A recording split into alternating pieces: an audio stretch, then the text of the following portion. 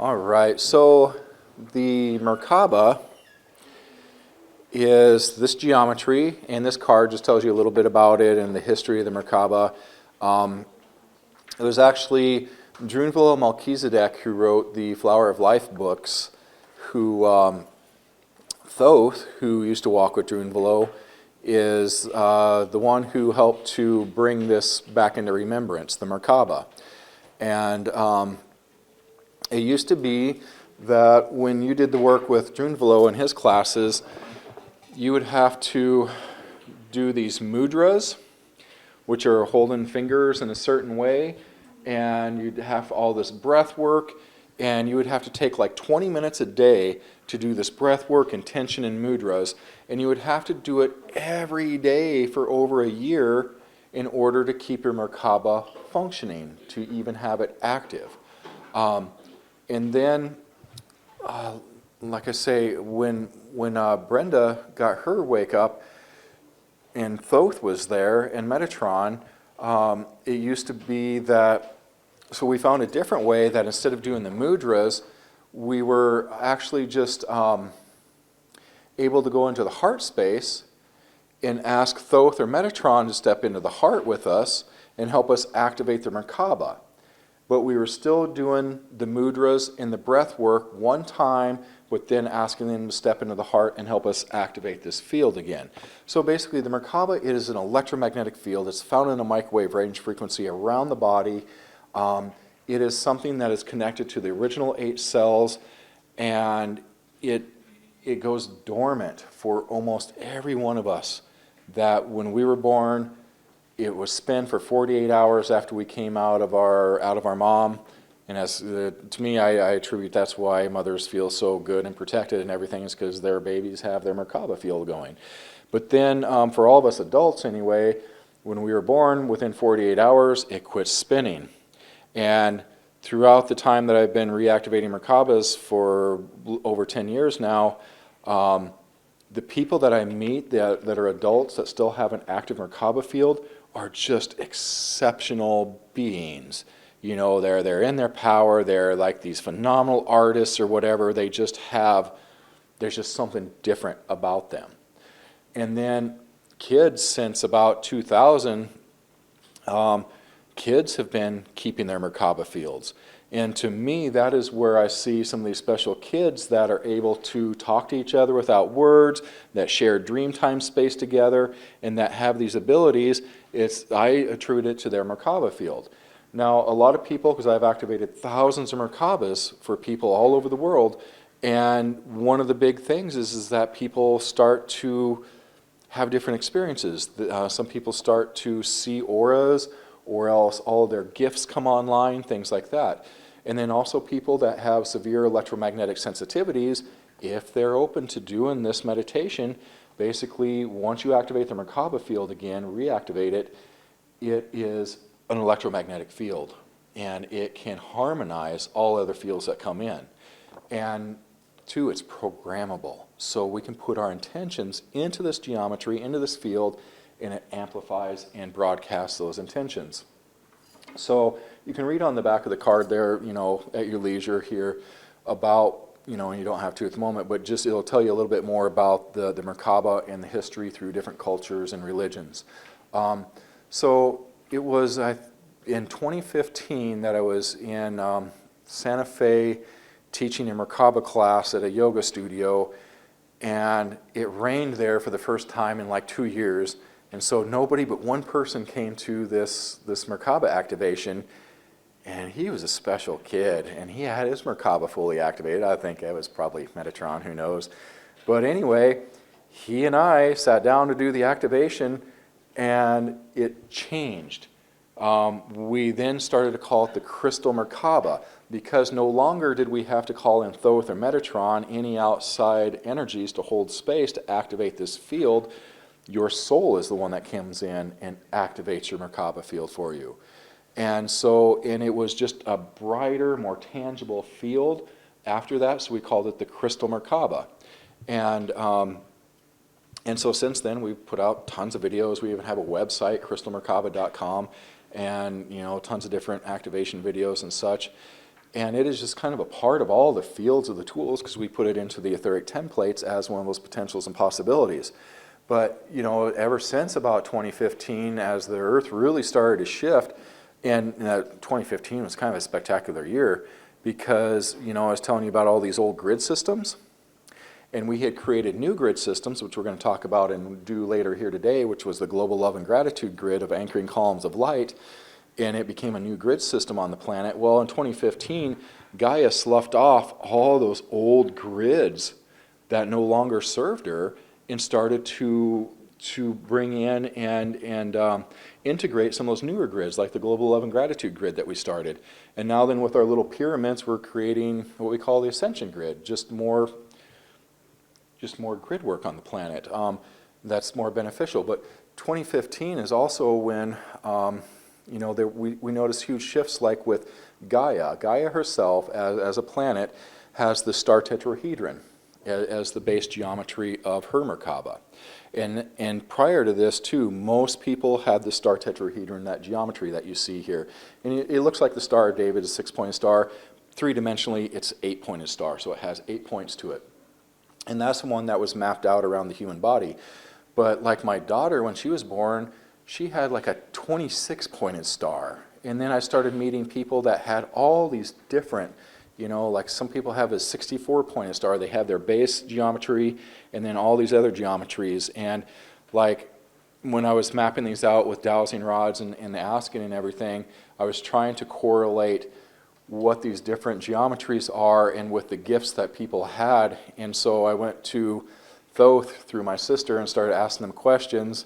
I was like, you know, I want to write a book on this and everything. And he just laughed because he's like, oh, you haven't even scratched the surface on what the Merkaba is. Because, you know, as we read on the back, the Zulu tribe feels that they came here interdimensionally through their Merkaba fields. Christianity saw it as the chariot, and it's always been known as a vehicle. And not only just a vehicle for your consciousness, but a vehicle for your physical being to move. I don't trust any beings that are in metal spaceships because they are still low consciousness. I feel if you're going to traverse the universe, you can take your biology with you.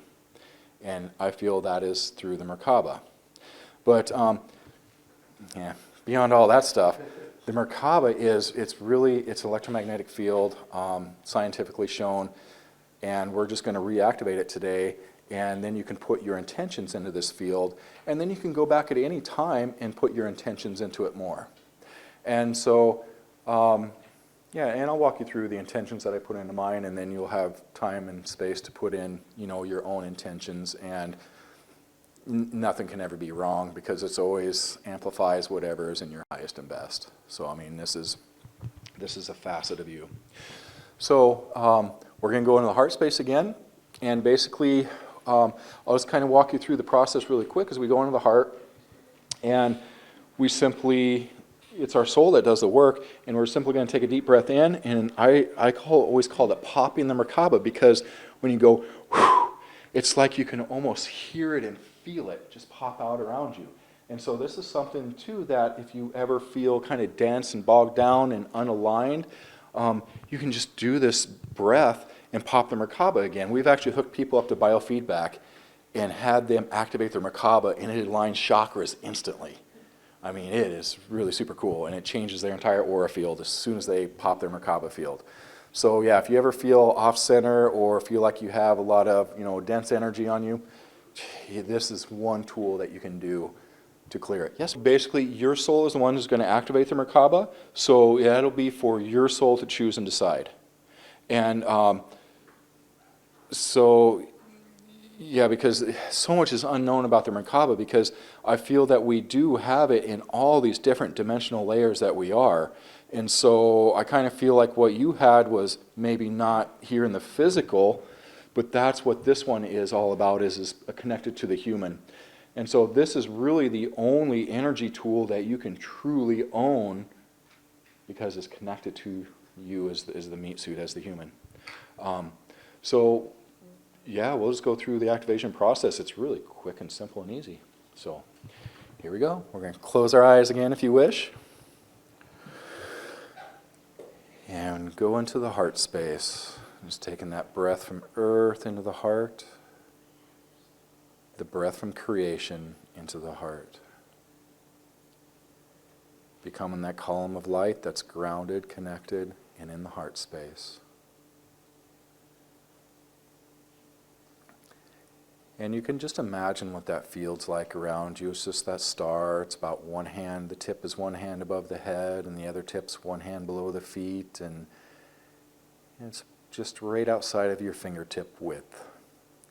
And this thing spins, and there's a couple of geometries, and they spin and they create a vortex, just as a visual. But we're going to go into from that heart space, and we're just asking your soul to activate the Merkaba. And as we take in a deep breath from both the earth and from creation,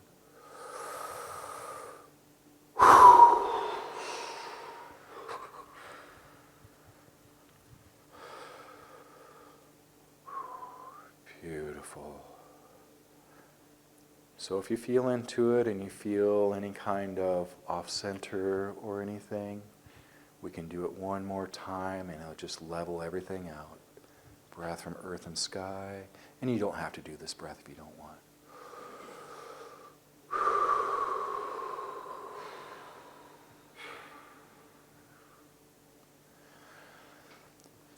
So now then, as to program it, it's just simply being in the heart space, visualizing that field around you. Here are some intentions that I like to put into my field. First one is that I am always guided, guarded, and protected. We'll talk about protection later, but you don't need protection, but it's for your mind. Guided, guarded, protected. That I have clear understanding with my soul and my guides.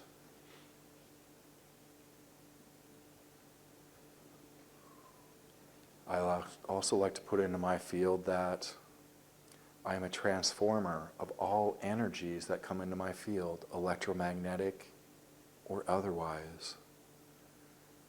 That I harmonize all energies in my field.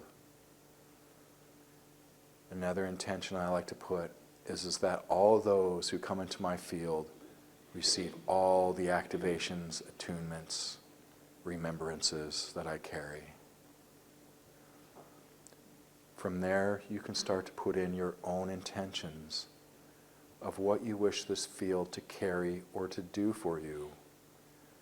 Whether it is for healing or connecting, creating sacred space, whatever your heart's desires.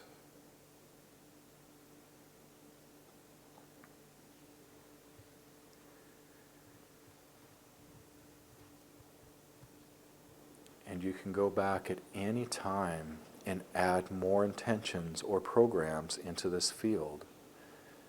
And again, only those that are serving you in the highest and best will be there.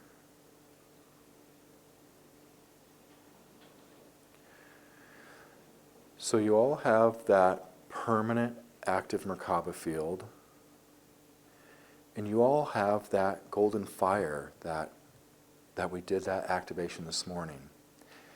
And so basically now your field carries that golden fire as well. Which is a beautiful thing, because then as you walk out into the world, you're activating other people's sacred hearts, and you're keeping yourself clear from dense energies. The only ones that come in are the ones that you ask or allow. So does anybody have any experiences they want to share with that? I saw a few of you guys shimmy and shake after you popped your Merkaba field, so awesome. Thank you for that. Yeah, because I did feel like there was a couple people that were just like off a little bit, that was kind of wobbly.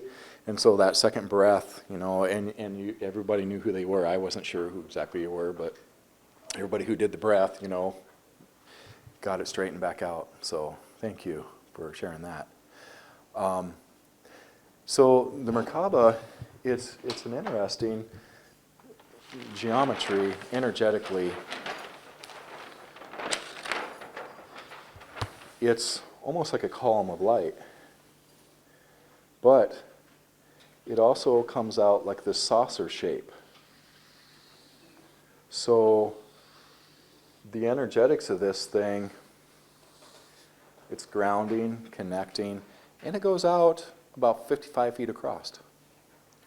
So you cover a large area here on this earth plane. Yeah, yep. So this is, yeah, three-dimensionally.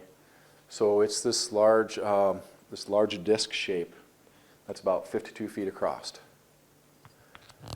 And so, you know, people have done a lot of different things with the Merkaba. You can put one around your house.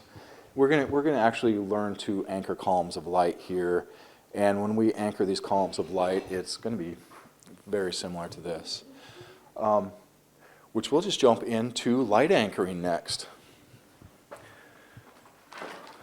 So,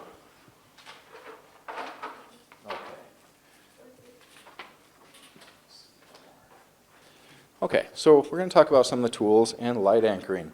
So I used to be a municipal water operator for a lot of small communities in the Black Hills. You know, about 5 or 6 communities, all less than 5,000 people. And so, which we didn't have to put fluoride in the water because anybody over 5,000 has to put fluoride in the water. So if you live in a larger populace, you can clear all of the water for everybody. So this is going to be huge. Again, working with water. So when I was first, and this was when I was first starting to have my, you know, my coming to and everything. And my sister talked about anchoring columns of light. And so I was like, oh, that seems really cool. And so that's what I did, was I anchored a column of light into a water tank, into a municipal water holding tank.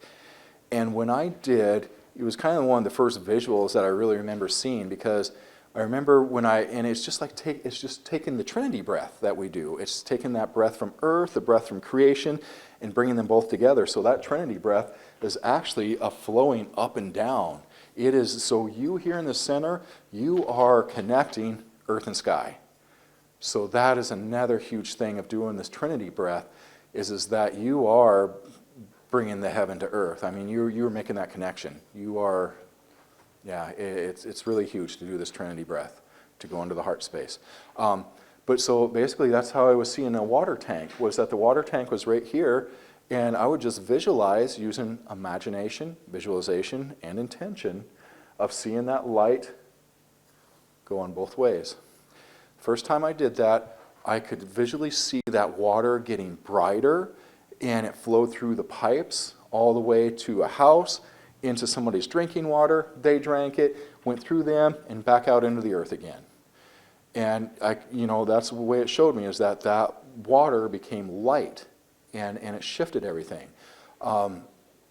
So when I started to do this to all the different wellheads and water tanks, it's just that the old way of that visualization imagination, you could only create this column of light, and it would only last for 8 days doing just this particular visualization process. And then you'd have to go back within those 8 days and just put your attention to it, and it kept it going. And so, you know, I went to my sister and I said, God, there's got to be an easier way. And so she's like, create a grid.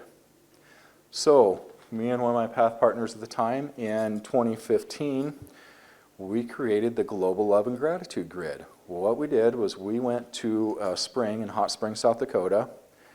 We went to a spring here and a spring over here, and we created a column of light here and a column of light here. And then we imagined those two connecting as a grid. And then we called in all the archangels, the consciousness of water, our other soul aspects. We asked all these beings to come in and be the witness, because right now the human had to re-witness this every 8 days to hold it in place. But after we created 2 different columns, and we just imagined those two connecting, and we called in all these beings to witness that connection. So then those 2 columns of light last indefinitely, or as long as is needed. So then we started expanding out from there. We actually have another website, globalloveandgratitudegrid.com. And that was one of the grids that Gaia took on as her, actually this was in 2012 that we did this, sorry, December 26th of 2012 is when we created this grid system. 2015 is when Gaia adopted it as her own grid system. So in the beginning, we were like mapping these out, and we had people from all over the world sending us in their locations, and we were putting the pins on this map and everything. And then it just got to be so big because Basically, at the time we couldn't anchor into electrical or anything like that because that grid just wouldn't hold it. It was only for water, rivers, lakes, streams, municipal water. As things progressed and we had like that Sacred Heart activation and we discovered an ancient etheric tool, which we'll talk about in a minute, we were able to then clear electromagnetics. So then we started to anchor these columns of light into cell phone towers. And basically, global love and gratitude grid, it produces the energy of love and gratitude. So when you anchor these columns of light into a cell phone tower, instead of producing these disharmonious, transmissions of information that are, they're disharmonious, which is what our tools are doing and these energy fields are doing, is they're taking electromagnetic energy that would like come from your cell phone, let's say, anything man-made or your household electric, whatever it is, it produces an energy that's just like this discombobulated energy versus that electromagnetic field of the heart that is this torus, this tube torus, this toroidal field, that's just this smooth, beautiful geometry energy of electromagnetics. And so a cell phone tower would produce that really discombobulated energy, and that's why people have all these EMF issues, is because it knocks them off their center. And if you can stand tall and in your power, I don't need cell phone tabs on my phone because I can transform that energy myself. I just do these for show. And I still sleep with my phone by my head at night. We'll talk more about cell phone tabs and some of the studies we've done. But for anchoring these columns of light, they're harmonizing these cell phone towers. And it is producing the energies of love and gratitude. So then your cell phone tower becomes this giant transmitter of love and gratitude. And it's really beautiful. And anybody who is unaware of it, it is producing these beneficial fields. But then those of us who, all of us are creators, and oh my goodness, we've been led to create out of fear, necessity, and survival. That is what we've been creating from here, fear, necessity, survival. Powerful creators, especially from here. And somebody looks at a cell phone tower, oh, that damn tower's frying me, then it does. But otherwise, if you are unaware of it and you've anchored a column of light into this tower, it is producing a beneficial energy for everybody in that area, unless they choose to override that, and it's their choice. So that's one thing that we've really discovered throughout these times of working with the dragons and the grids, is one of the grids that we did in Cheyenne, Wyoming, we fell into fear, and we got nailed so hard. Me and my family and my partner's family all got sick. We quit doing energy work for a year because we fell into fear, and it scared us. Then I've learned to stand in my power. When you're in your heart and you are connected, you are untouchable. You are powerful creators, especially when you're in your heart.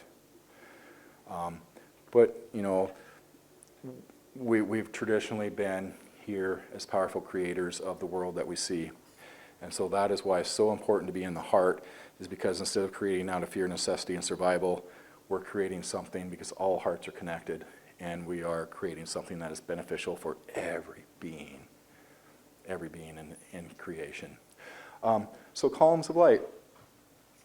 Slim Spurling, who was the guy who rediscovered this technology, as I was telling you earlier, and that Carrie had mentioned in the beginning, he did a thing called geodowsing. He would use dowsing rods, and he would find geomagnetic lines. And these geomagnetic lines can carry information, because energy is information.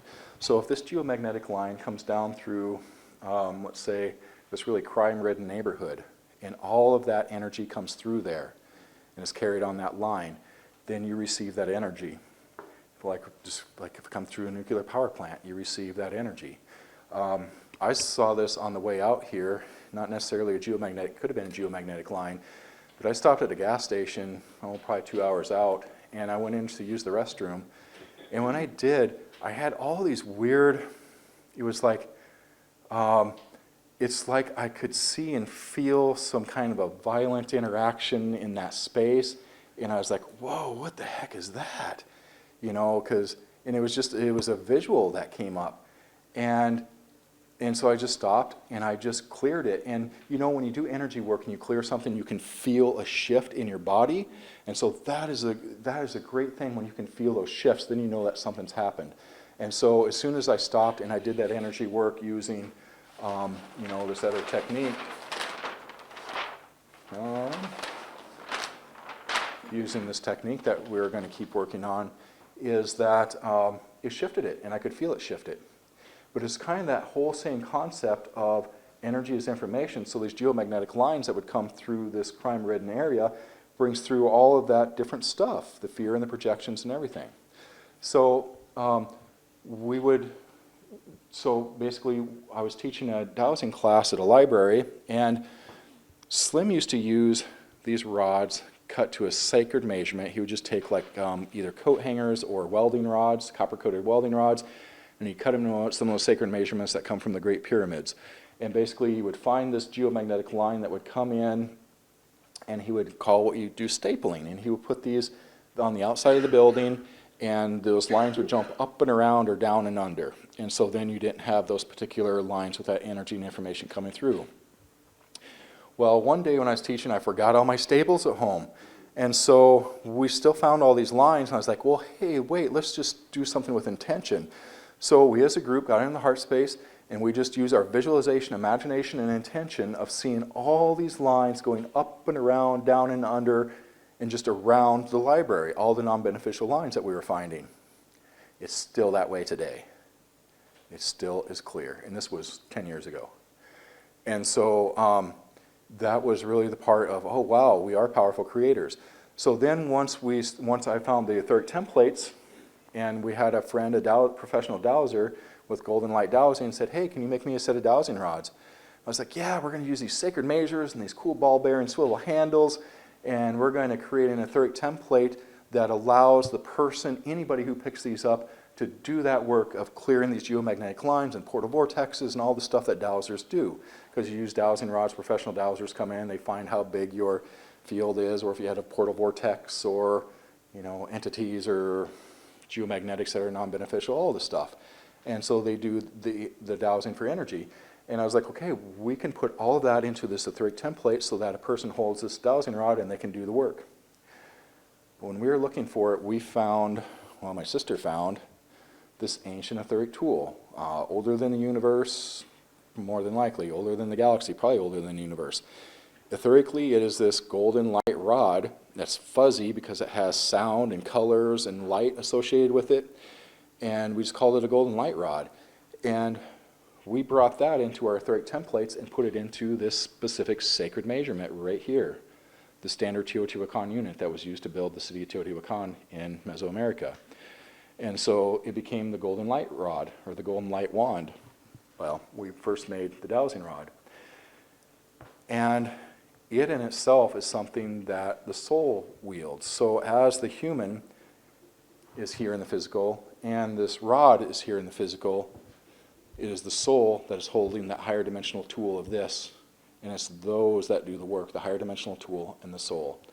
And we as the human are here grounding this in right here. So what we were seeing is that this golden light rod was clearing timelines and realities, closing portal vortexes, moving geopathic, geomagnetic lines, can move underground rivers, all this stuff.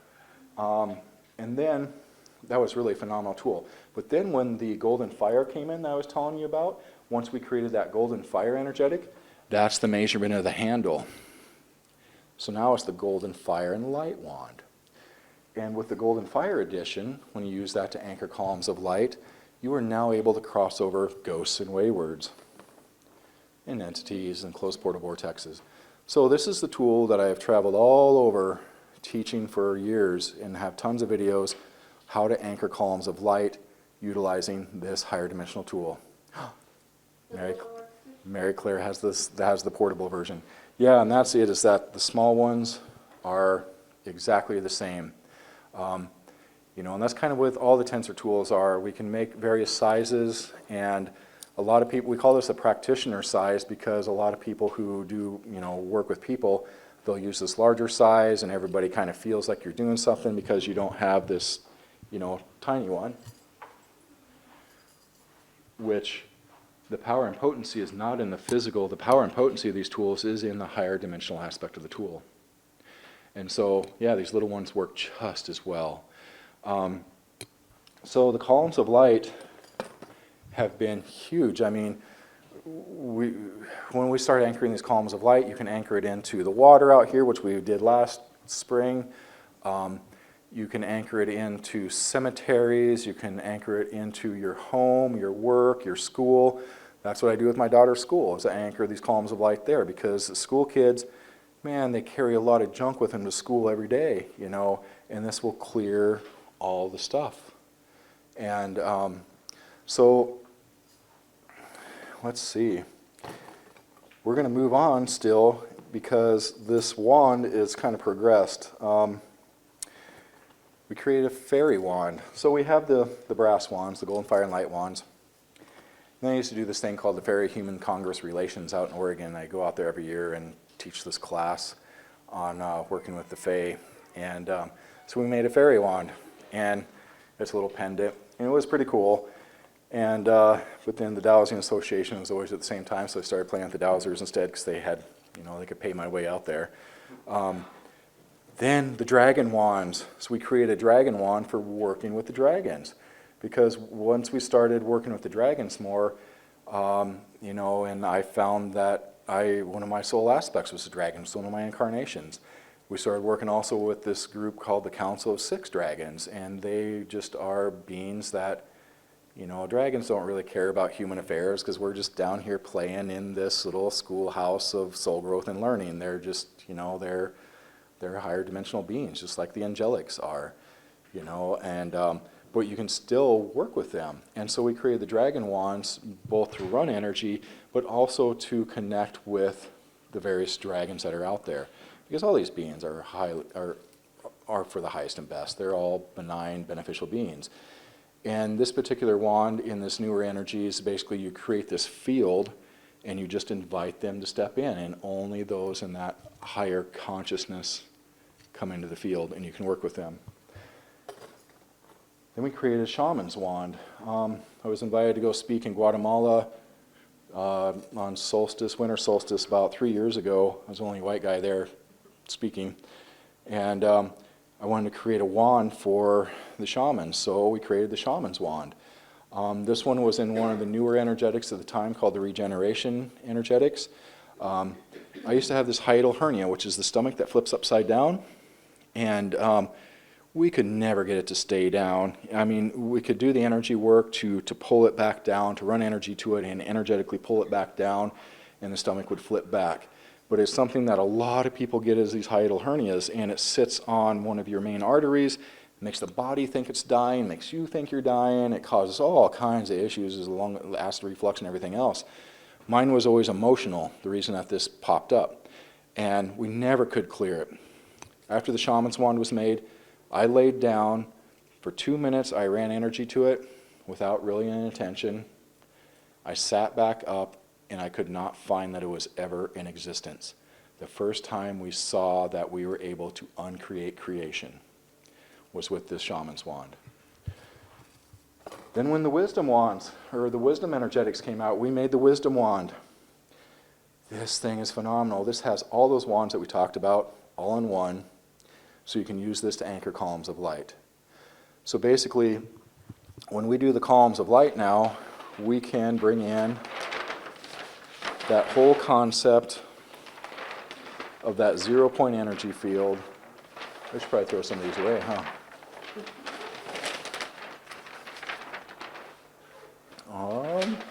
0-point energy field, right there. That whole thing of the way I see these wands, and I always carry a wand with me.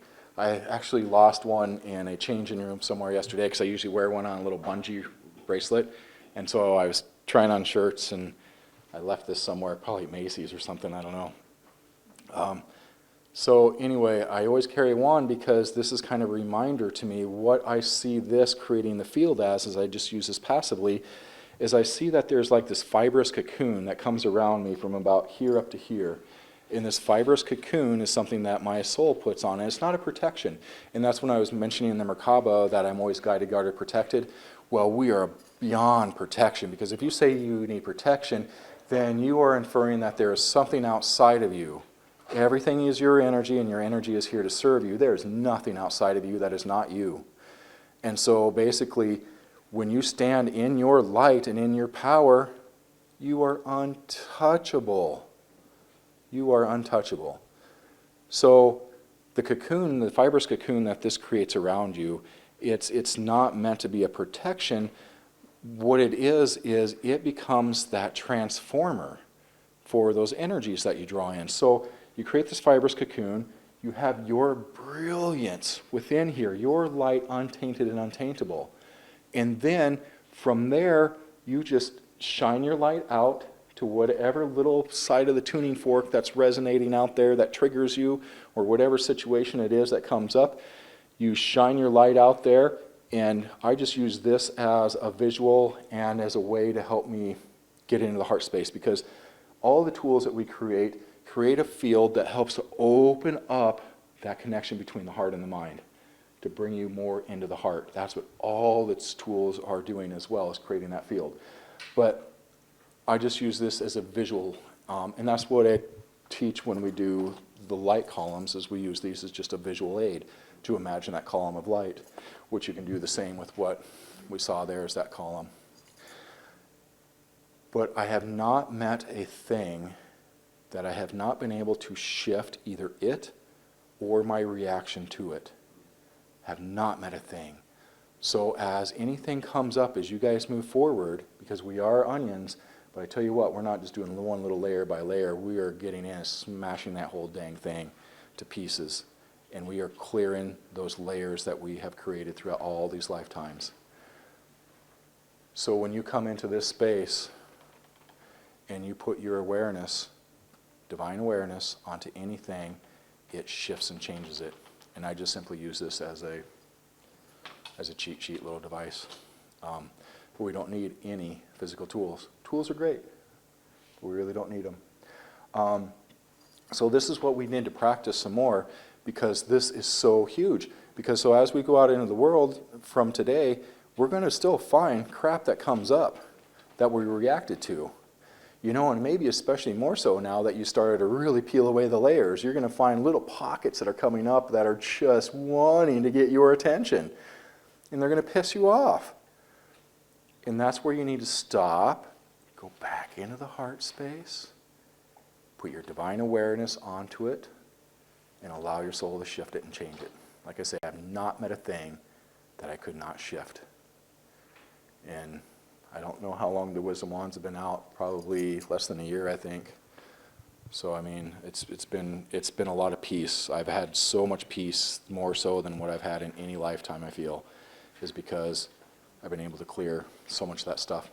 Don't get me wrong, stuff still comes up daily, but that's the work that you have to do, is you have to be vigilant and just keep doing the work, because then we start to amass more and more consciousness, and we get to play up here in this field. So let's do a column of light. So when we do the column of light, we are going to imagine not only this space of our light, untainted and untaintable, as coming through this column right here. This 0 point space, when we create this column of light, we're going to have our golden fire in there. That crosses over ghost waywards. We're going to have this ancient etheric tool in there that clears geopathic, geomagnetic, portal vortexes. We're also going to bring through our light, untainted and untaintable, that wisdom field.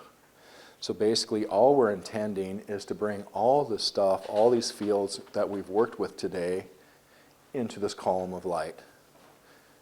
Your soul is the one that's doing the work. We just need to kind of give it some direction and guidance of what it is that we're creating here. And that is this column of light with all these energies in it. So basically, as we go through this process, I'm just going to be going soul to soul with you and handing you this etheric tool, and your soul is going to be attuned to this etheric tool and knows what it is. So right now, basically, yeah, you guys all, your soul knows what this tool is, and that's the attunement, and that's all we need to do with it. And yeah, so here we go. We'll do columns of light. Oh, before we go into heart space, pick out where you want to put your column of light at. Think of, we're not going to do it at the state capitol or Washington, D.C. or nothing like that. We want to do simple. So you want to pick your house, or maybe your bedroom, or your work environment, or your work chair, or this can be as big or as small as you want. But make this your personal space, the space where you spend time at. So pick out your space, and we're going to use imagination, visualization, intention, and that's it. Simple, simple, easy. All right, so going into the heart, taking that deep breath from both earth and sky, bringing both those together so you become the column of light that is grounded, connected, and in the heart space. With your light, you have all those other facets of you, that golden fire, that wisdom field that alchemizes all experience. And I hand you this ancient etheric tool, and you make that a part of your light. So now then, imagine that place that you're standing. So imagine yourself standing in your spot you wish to anchor a column of light. And just imagining that connection from source to earth, earth to source, has that golden fire, has that field of wisdom, and it has that ancient etheric tool, just that light rod. It's just a golden white light. You can just see it as a column of light if you wish. And then you step out of it and leave that light column there. It is as simple as that.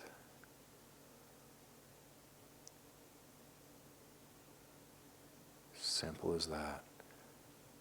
If we get into ceremony, we're just trying to convince the mind. But you guys don't need that. You guys are powerful creators. So if you want to anchor another column of light, let's imagine going to another location.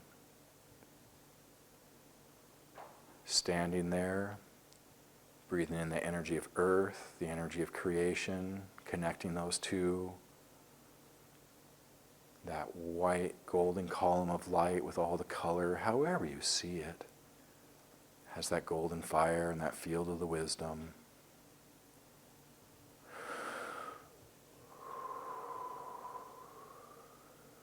And then you just step out of it and leave that column there.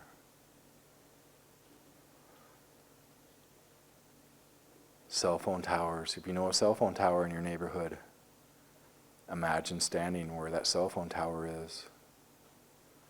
No fear. You're untouchable.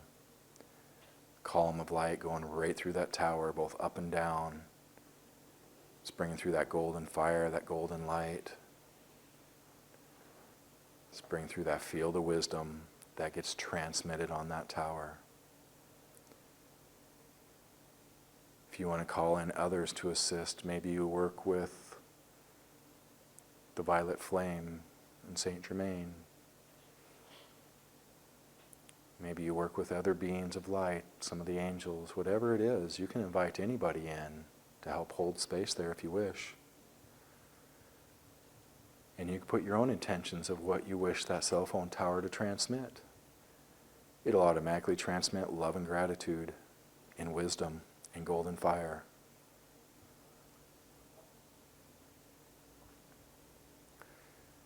Maybe you want to see peace and harmony in that field, or creativity. But stay in the heart. We don't want to be judgmental and say, hey, kick all those people out of the neighborhood. Things like that. We just want to hold a clear, beautiful space.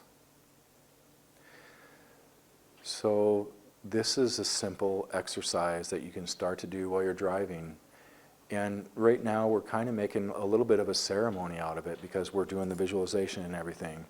But really, you can just drive down the highway, look over and see a cell phone tower and just be a pew pew. And just imagine that column of light, and it is that simple and easy. You don't have to stop and take all the time. You know, the ceremony is for the mind, and we don't need the ceremony. We can just do that intention from the heart space, visualization, and that's it.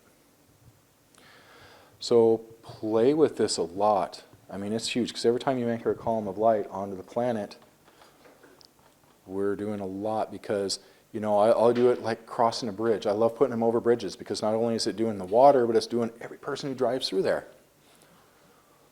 You know, it's cleaning and clearing. It's bringing that golden fire. It's bringing all those potentials of all those activations and knowingness to whoever comes through that field. Same with cell phone towers. Same with your electrical transformers. So if you live near a wind farm or a dam that has electromagnetics and you see those great big fenced-in places, drop the columns of light in there too, because then that affects everybody that is downstream from that electrical. So anyway, we can do a lot of great things with these columns of light. What we'll probably do is have you guys pair up, and what we're going to do is take these rings, and when you run them over a person, I call it running the rings, as you start above the head. Now, interesting thing, my daughter used to have seizures when she was little. And she had these seizures, and they called it febrile seizures, but we took her to all kinds of places trying to figure it out. And what we finally found is that she has these little antennas that look like ferns that are all curled up. And when they're unfurling, sometimes they get stuck, or else sometimes she bends them. She's even hit her head before and had bent antennas, and then she starts to have seizures. And so for a few years, we were trying to figure out the whole seizure thing, and then we found these bent antennas. You know, this is only her second or third time here. Unlike a lot of us who signed up to be here for like all these eons of soul family and soul growth learning crap, these star kids, I used to always think, oh, star seeds, man, you guys are just kind of new agey full of it. But until I finally had an epiphany with it that, you know, there are some beings who have not been here for all these eons doing all this freaking rough stuff that we've been doing here in this school, that there are so many beings that this is only their first, second, third, fourth time here, and that they are here to help usher in this new paradigm that we're at right here, and that they are here to be here for this, and that they weren't here for all this other crap. And so that's why a lot of times that those star seeds, those kids that come in, they're like, what the freaking hell are you guys doing here? You know, and this isn't what I signed up for. This is supposed to be something totally different. And but we're on the precipice. We're getting ready to step into this whole new way of being. But anyway, so my daughter's one of those. I never called her a star seed or anything. I guess I could now, but so I used to like think a lot of the new agey stuff was just kind of a little bit woo-woo and out there, which a lot of it still is, but a lot of it still is. But these, so basically, the reason I told that story is because the practitioner rings. So if she's standing right here, you would just run this ring down, and I could feel it with her antennas, and it would just straighten them right back out. So when she was little, whenever she would have a seizure, well, we try to catch it beforehand, but usually not. So whenever she would have a seizure, I'd be right there with the ring and straighten those antennas right back out. So that's one cool thing that these rings do. But these rings, we call them practitioner rings, because as you run it down over a person, the person that's running the ring, you can feel where it sticks or drags. And it's like dense energy there, whether it is a blockage or an emotional thing, and most times it'll snap high heart. So as you are with your other person and you're running this ring, you might be able to feel it stick and drag in that spot. And then all you do, so you go down really slow, and if you feel it stick, just move it up and down just that little bit until you feel it release, and keep going. And if you don't feel energy, you'll probably feel this. And that's the same if you're receiving. So many people, because I do all the different, used to do all the different holistic fairs and all that stuff, and people who don't feel energy, it was always so fun to watch them, because they're like, oh, my arms are tingling or whatever. People can feel this energy pretty tangibly. So we're going to end up pairing you guys up, and there might not be enough rings to go around, so you might have to be in triplets. But there's 2 different rings here. Usually we carry several different energetics, but, we have 3 different energetics. Sorry, whoever's sitting there, or non-physical being. So the progression of the tools, when we had the chalice energy come in, we then brought in another energy, which was called the Divine I Am. So this has 3 energetics in it. One of them's the chalice, that crystal clear, pure consciousness light. One of the ring is the Divine I Am, which is just the energy of the soul. The other one is the harmonizer ring. The harmonizer ring I see as a cosmic blender. I see it sitting up here, so everything here is physical, electromagnetic, light, frequency, sound. You get above this barrier, so to speak, and it's just consciousness. There's no sound, light, frequency. It's all consciousness. Because again, we have consciousness, and then we have energy. Energy is physical, electromagnetic, sound, vibration, light is energy. You get above there, there's consciousness. So consciousness patterns energy.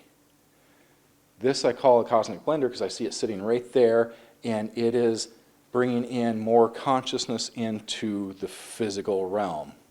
And so these 3 together, which we call the alchemist set, when you bring all 3 of those energies together, the alchemist set of those 3 rings create the wisdom field.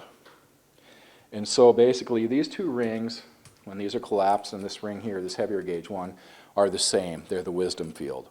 So I'm just kind of going to explain these 3 basic rings that we have. These are both wisdom.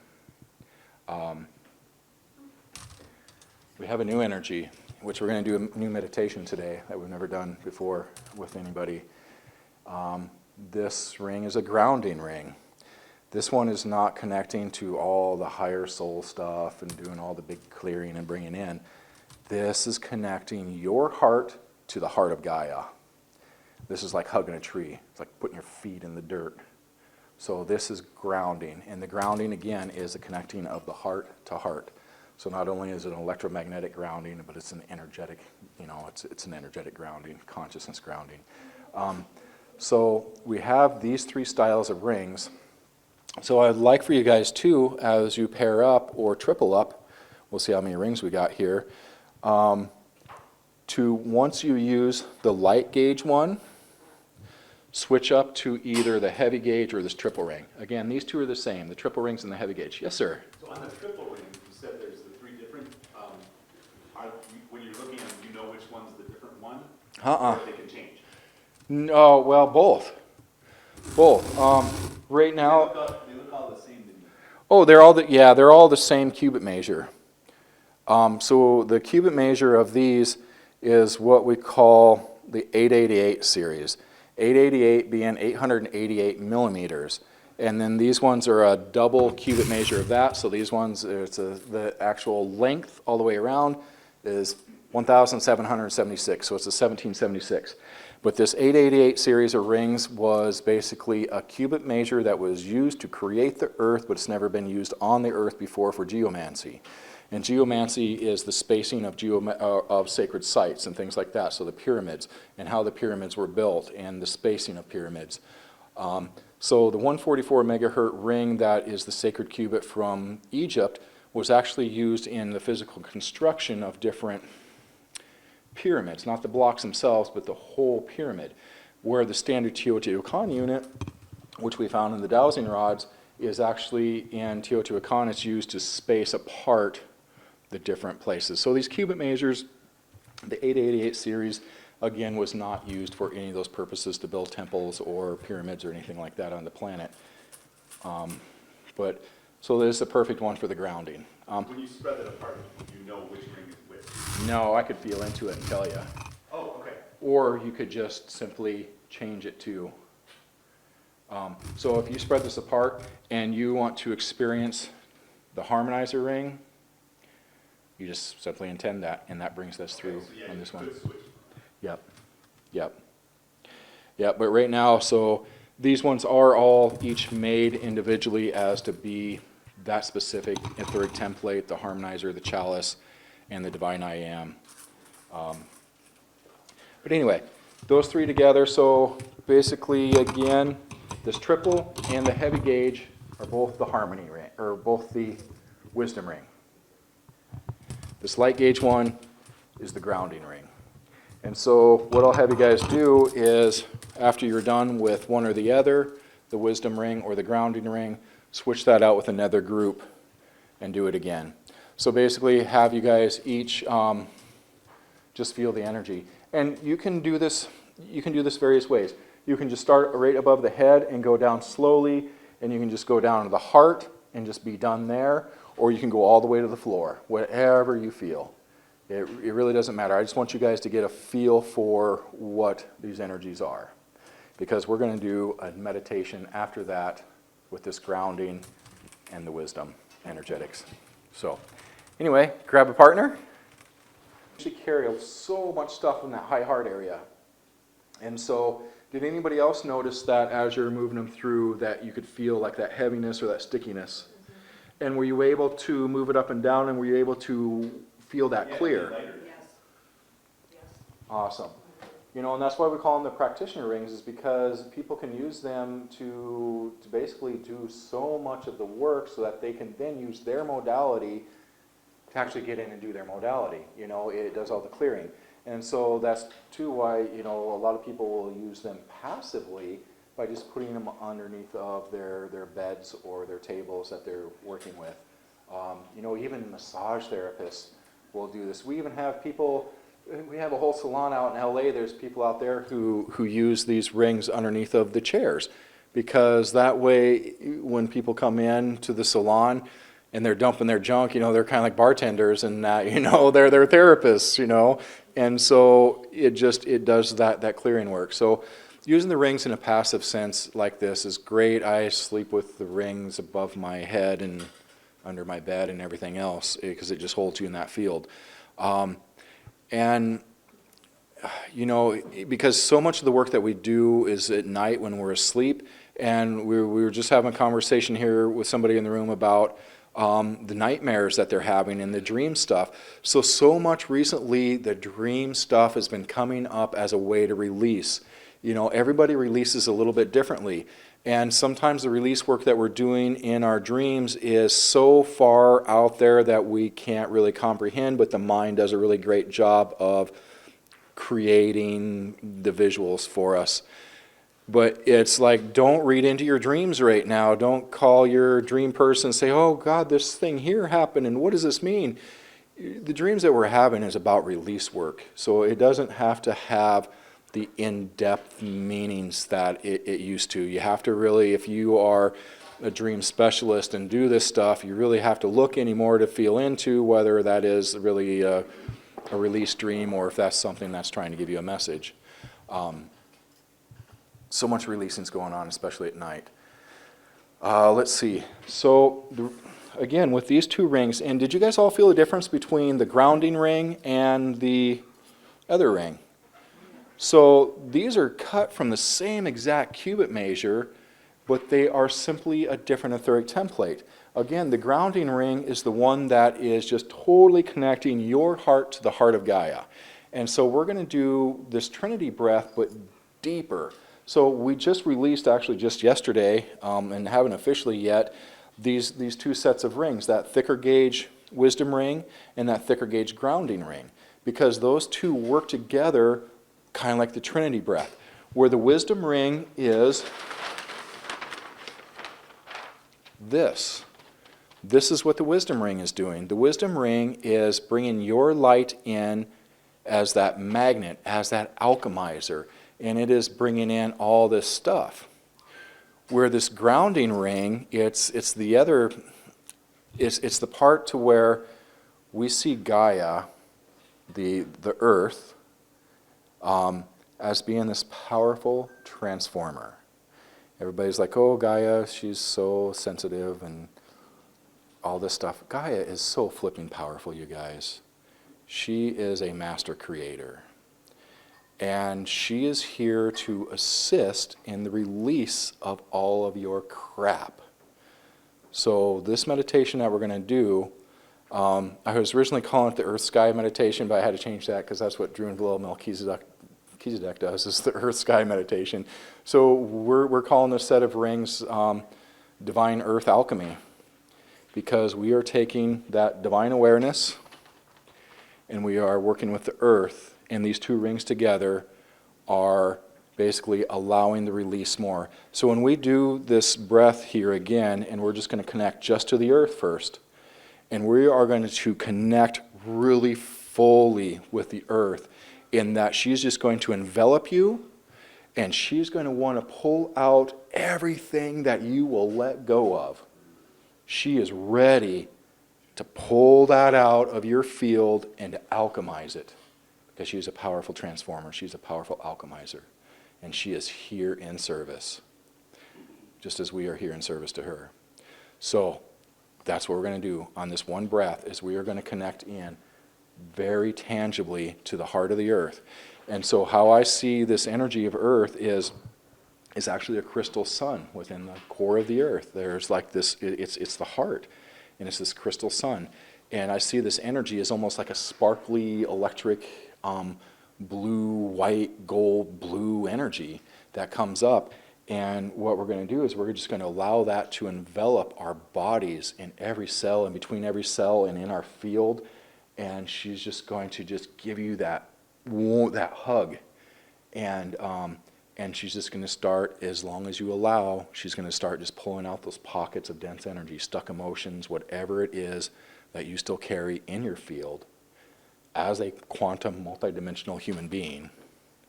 Not just your stuff here, but your stuff as you are, as this giant creator being. And she's just going to start pulling it out.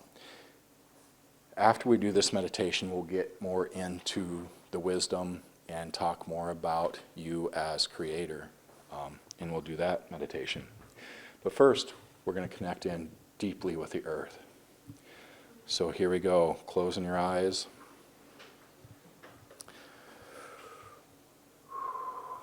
Going to your heart. As you move into that heart space, and you connect heart to heart with the earth, and you just allow that light of the earth to come up through your feet, just enveloping your physical body, all the way up around the heart, the head, your entire field. Just that beautiful light that is the earth. Just letting yourself drain, just letting all of those things that no longer serve you, the old emotions, the old codes, the old beliefs, programs, all the luggage and debris, allowing her to take it for you and transform it.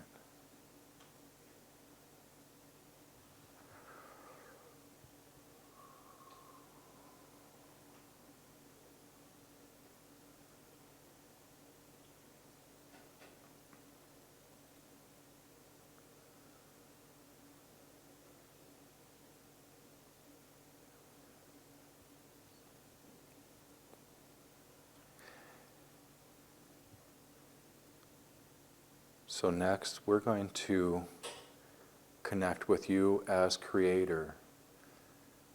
There is a facet of you, of your soul, that we see as this giant sun in creation. Within this universe, that entire universe is you. You are creation and you are creator. This giant sun. We're going to connect with that part of you as creator, as God. And just breathe in that beautiful star, that sun that you are. Bringing that into the heart, along with all of your light. All that you are as light within the heart, here and now. This light of you as creator alchemizes. It takes that energy that was still stuck and it turns it into new energy that is there to serve you.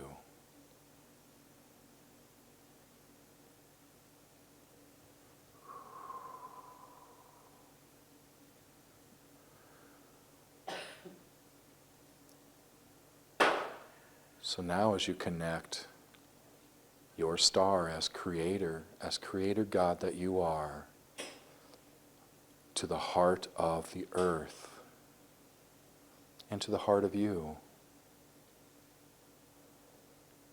you become an expanded being of creation that is here on this planet, ushering in new creation and alchemizing the old.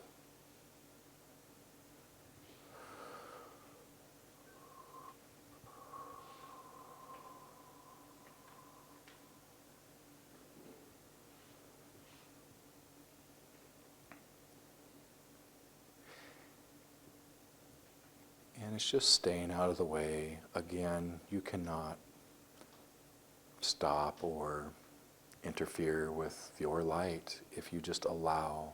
So you don't have to do anything. You don't have to see this stuff or feel it.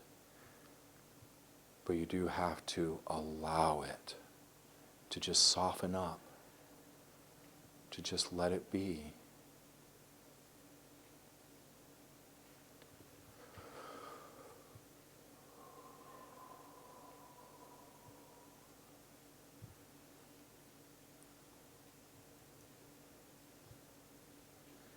This is such great transformations.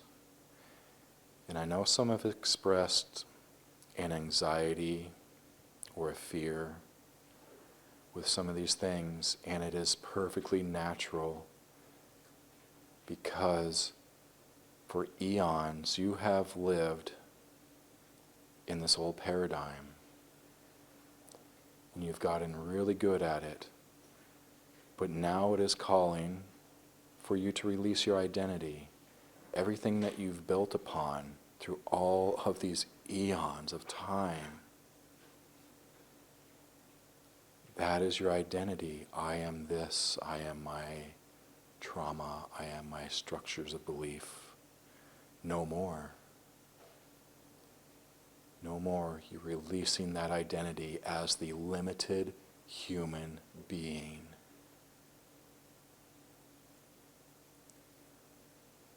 So ask your light to release that program of you being a limited human being. Allow yourself to step into creatorship.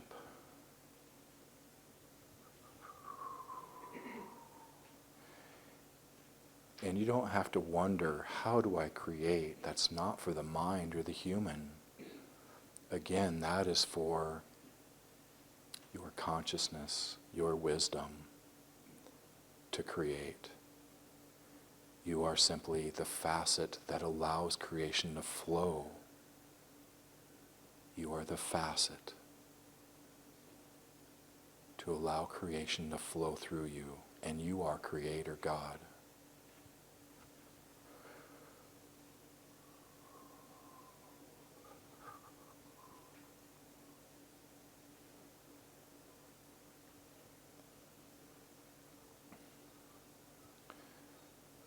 All right. Just start bringing your awareness back here to this room in this present reality.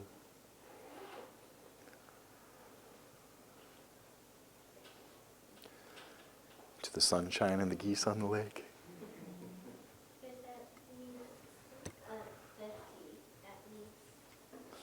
I bet there is 50 of them out there. So, this is really where we want to be at, is to try to be in this space of being soft and allowing us as creator to come through, and us being grounded and connected here into this co-creation of Earth. And so right there, what we just did is, man, that's where it's at. So if you can just stop and go into that space as much as you can, that is the space of just being. That is the space that is shifting all of creation. And again, as we are connected in to both the earth and mass consciousness as a human, we're changing it all. So the work that you guys do, and this is the work right here, you know, you don't have to have big soul purpose, which I always thought was just the ego purpose. You know, we've all these lifetimes that we have been here doing this work, this right now is what we've been waiting to do, is from here forward, stepping forward from this space on, is why we really came here in the first place. But we had to go through all of these eons of the stuff. But right now is why we came here in the very first place and just kept coming back and back and back again and again and again. Unless you're a starseed and this is only your first or second or third time here, then you just showed up for the rodeo, which is right now too. So no matter what, we all came here for right now. So, okay. I don't even know what to do now. I guess we don't have to stay till 6 o'clock. That was kind of the grand finale. Now we can talk about some tools and do some other things. When we go back to the waters. Oh, the water. Oh my goodness. In the cupboard. We still need to do the water. Yay. All right, we got something to do. So, you know, yeah, when we're doing all of that higher work with those wisdom energetics, you know, it can be uncomfortable, and so that too, when we add these two rings together, when we're adding that wisdom ring and the grounding ring together, it amplifies the work, because it's just like the meditation that we did, in that the earth is holding us heart to heart, and so it is making that flow easier for the stuff to release. And then as we're bringing in that wisdom energetic, that you as creator, and it's bringing that in, then that will shift the energies. But yeah, the two work together in a way that's, I would say, yes, more comfortable, but it's doing more.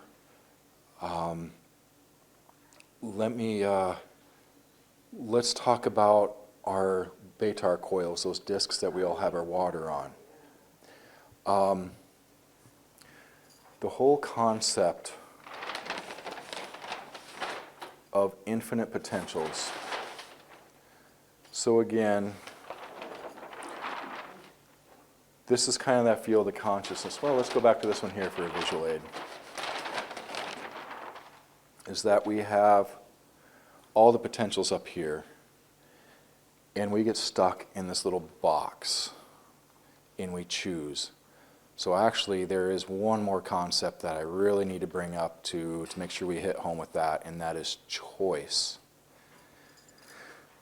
Because again, as we have gone through this whole paradigm of all the soul growth and learning up to here, to this fulcrum point of the shift that we're in right now, we've made these choices, and these choices come from your soul. Well, they come from you and your soul. It's a co-creative choice. The soul has infinite potentials for you to choose from. And it doesn't care what you choose out of there. If you want to be in a big box or a little box, it doesn't care. It's all experience and wisdom. So the choices that we've made in this whole arcing up to here, and when we came in this lifetime, and we had these choices for these experiences because we were still in that old paradigm here. And now that we're here at this point is now where we can start to make our new choices.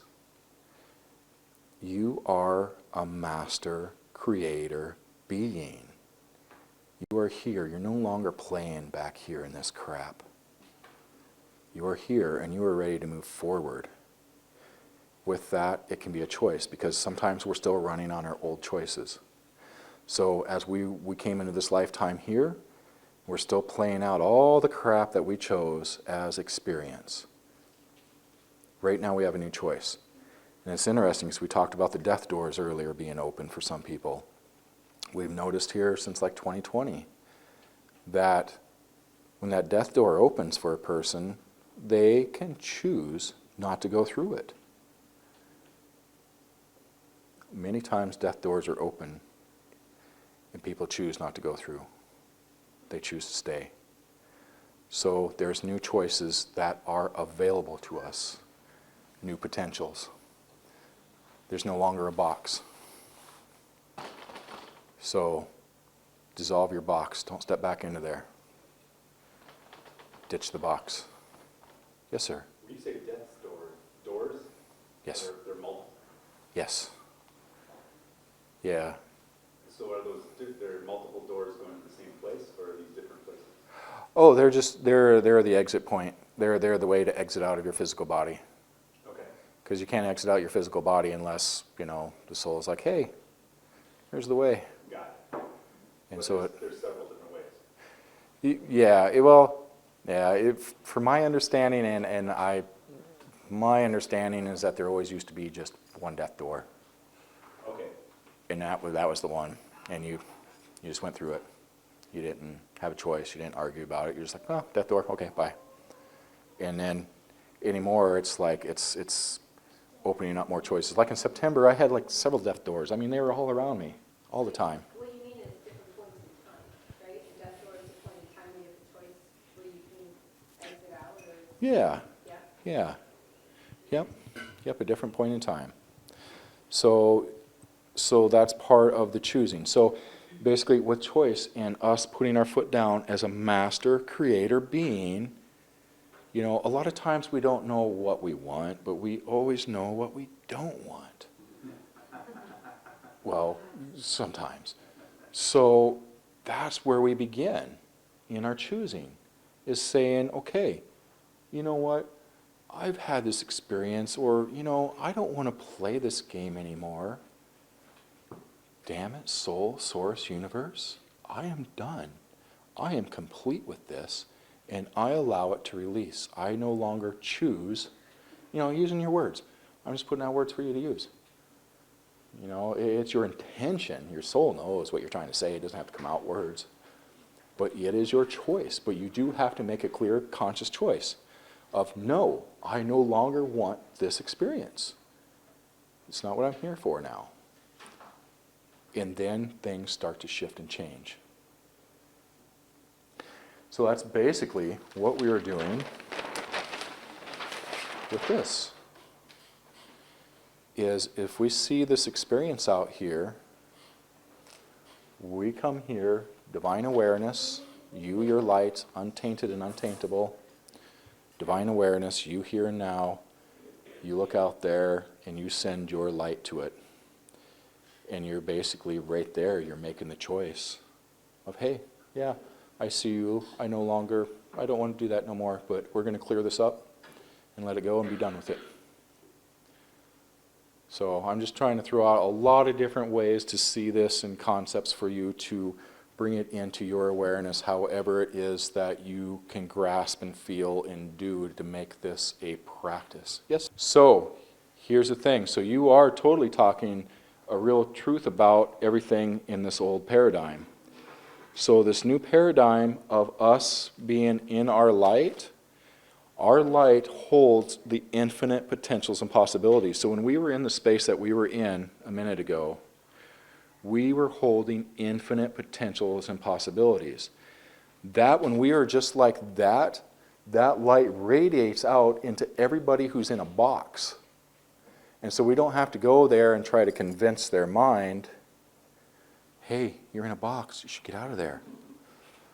All we do is we shine our infinite potentials and possibilities, and that shines into every box that has their awareness on us.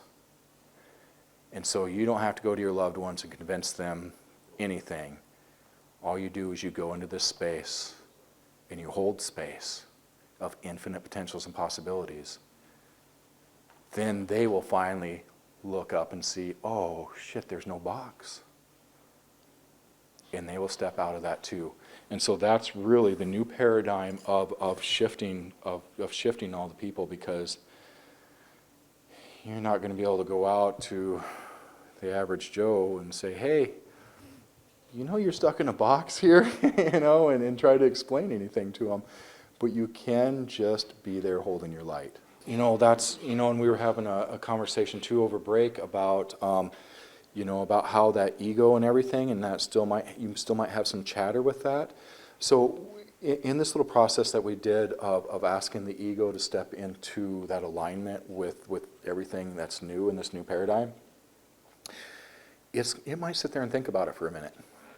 So it might still have some resistance or still want to play here, but soon it is going to, because you have amassed so much consciousness now, because all the work that we've done, we've taken all those experiences, turned it into wisdom, and you amass greater and greater amounts of consciousness of your light, of your soul wisdom. And so your ego is going to start being influenced by that, and it is going to finally just say, uncle, it's going to let go, and it's going to step into alignment. And so don't worry if you still do have that chatter, but don't be hard on it. So you can talk to the mind, the ego, and say, hey, we're stepping into something beautiful creation, and I want you there with me, and I need your help, and we need to do this together. So just step in with the soul, and let's do this. And pretty soon, you're going to be at peace. You will be at peace. You won't have all the stuff. And the more you go into the heart space too, because that's part of moving your consciousness from the head into the heart, is that you're not being influenced as much there. So that's the thing too. If you have a trouble sleeping at night because your mind's just chattering, go into the heart space and you don't have that chatter. So when you guys also watch the recording of this too, do that whole thing with the quantum heart again, to where you go into that heart space and you take what it is that you want to work on, and you can shift into that high heart, that quantum heart area, which I feel is like this. To me, that high heart, that quantum heart is about right here, is how I feel it, right outside the body. And you just slip into that space, and what we were doing was connecting that to the quantum mind, to the mind, so we were just making this big connection and flow between the human heart, the human mind, the quantum heart or the soul's heart, and the quantum mind, which is beyond the mind. And so it's just bringing everything up in vibration. And if you do that exercise a few times too, that also is working with the ego and getting that ego to also help step into this new way, into this new paradigm. Again, for me, that's where I feel it and see it, and that's what I've seen Brenda describe it as, is like being just like right here. It's like in your field, but it's just like right here. Okay. But however it is for you, because we are all going to perceive things a little differently. And so that's it too, is just trusting yourself and trusting what it is, how you see and feel and perceive, as long as you're in the heart space. Don't trust yourself so much when you're up here, because that could be ego kicking and screaming and saying, no, we're sticking around and doing it this way that we've always done it. But, it will soon see the potentials and possibilities, and it can't help but to go along with everything now. It can't help. So it will. So if you don't notice an instant change, it's okay, because it's going to go there. Any other questions or clarifications from today? All right, so we're going to do some experiments with water. So we will need to, so we have our cups in there.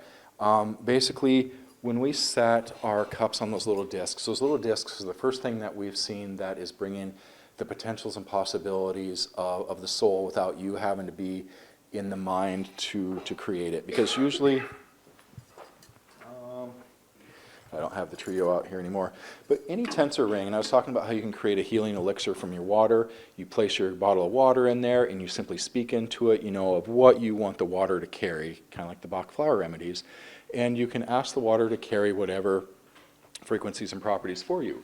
But with this new disc in that ring, what we're seeing is that it's more working with this, the field of consciousness. So it's not you down here programming your water and asking your water what you want.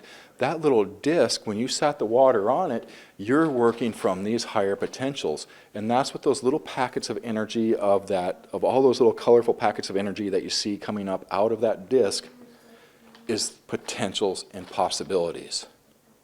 And so when you set your water there, it's just going to bring through whatever it is that this determines you need. Now we're going to do an exercise though, and we're going to take another glass of water. Do we have enough glasses that we can do more glasses of water? Oh, awesome, because I think I only brought enough for the first half of the experiment. Because what we're going to do next is we're actually going to take the water and we're going to use Hetica, the water elemental, not the actual physical tool. You don't need the physical one. It's a space holder. Yes, ma'am. Oh, no. Oh, yeah, just a cup for everybody. And just, oh, no. Yeah, just about the same amount of water that we did last time. Because basically all we need is for a taste test of this. So with the Hetica, again, you don't need to have the physical tool. Because what we're going to do is we're going to go in the heart space and we're going to basically do that Trinity breath, but with our water. And we are going to simply connect the physical part of the water, kind of like the human, and we connect our heart to the heart of the earth and to the heart of creation. That's what we're going to do with water, is we are going to get water to embody itself. And so basically we're just going to do the visualization and intention of our cup of water and basically connecting it, just think of it as the body. And we're going to watch it ground and connect to its higher self and then let water shift itself. So what we'll do is we'll do this and then we'll also use a taste test between what you do for the consciousness work and then we'll use our glasses. So we'll also need to get everybody's glasses to them too. So I don't know how we want to do that, Carrie. Okay. I could help with that. Yeah, it might be easier just to. I wrote everybody's name on now, so I think that's good. Oh, perfect. Straight up new water right now. Everybody good? Yay, water.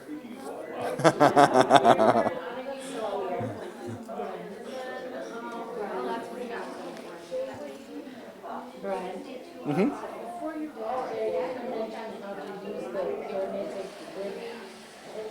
Oh, you bet. Yeah, we'll definitely talk about some tools. I know Mary Claire wanted me to talk about the Wings of Talk for a minute and some of the other stuff.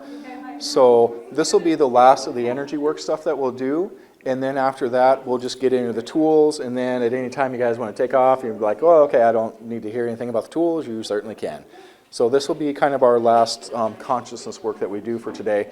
And the rest, I'm going to totally just talk about the tools, their uses, what they do, the energetics behind them, things like that. So yeah, just I guess you'll be able to keep your water separate.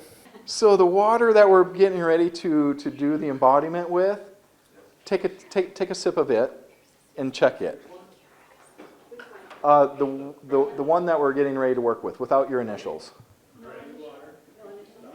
So yeah, just a sip, just enough for a taste. Okay. Hey, all that good fluoride and chloramines and everything else. All right. So, next we're going to do the meditation. So you're holding your water in your hands. And we're going to go into the heart space ourselves. So for you, connect to that heart of earth, breathing up that beautiful energy of earth, connecting to you as Creator God, breathing in that energy of you, becoming that column of light, grounded, connected, and in the heart space. Now with your water, imagine your water as a living being that you have in your cup, connecting to the heart of earth. Now imagine your water as a living being connecting to the heart of creation. And simply asking your water to bring through all the energetics that are best for you, that are most supportive for you, that are most healing, hydrating, and beneficial for you. And imagine it just grounded, connected.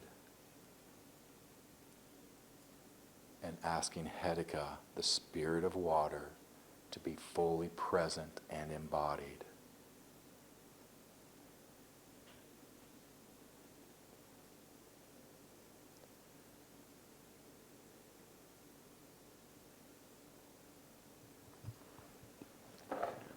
All right. Let's see how your tasters go this time.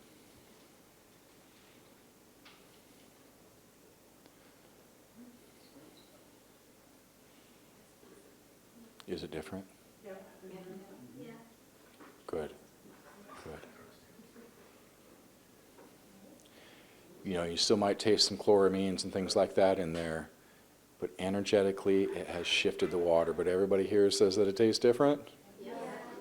That's softer. Okay, so grab your other waters. I'm just curious to see. Because these ones have been sitting on that disc for 4 hours. And let's see how these taste and feel. It's like a wine tasting club here. Yeah, That's it's tap always water? like crazy. That's the same? Beautiful. Wow. That's crazy. Wow. It's weighted. Very different. Full bodied. Ooh. So a question, Awesome. you have enough of those to sell? Here it is. Well, we had one apiece.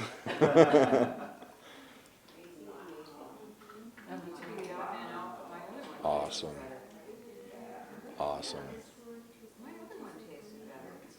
Your one that you did tasted better?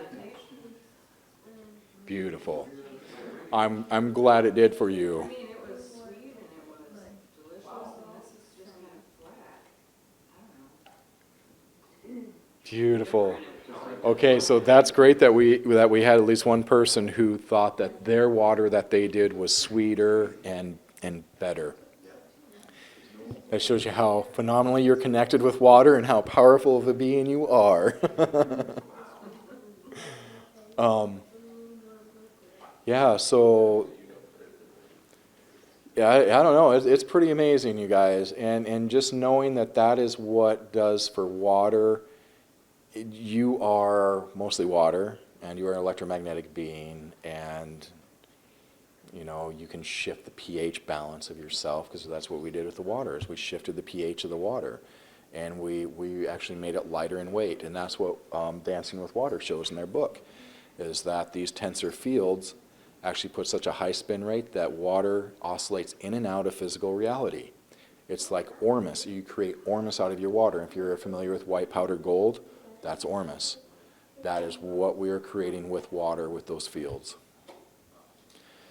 And so the work that we did too, yes ma'am. When you say it created ORMUS, do you mean physical ORMUS, or do you just mean like a metaphor of what ORMUS Oh no, physical ORMUS, orbitally restructured, monatomic, something like that.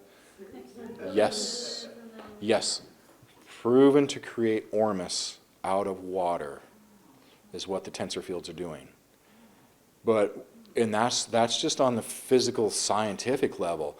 I see it as that it's so phenomenal because it is bringing in the consciousness of water, and it is bringing in other potentials. So basically, when you're working with this disc, let's say you have an essential oil like frankincense that you sit on here, and frankincense has this bandwidth or these potentials of like this much things that it can do for you, all these beneficial things.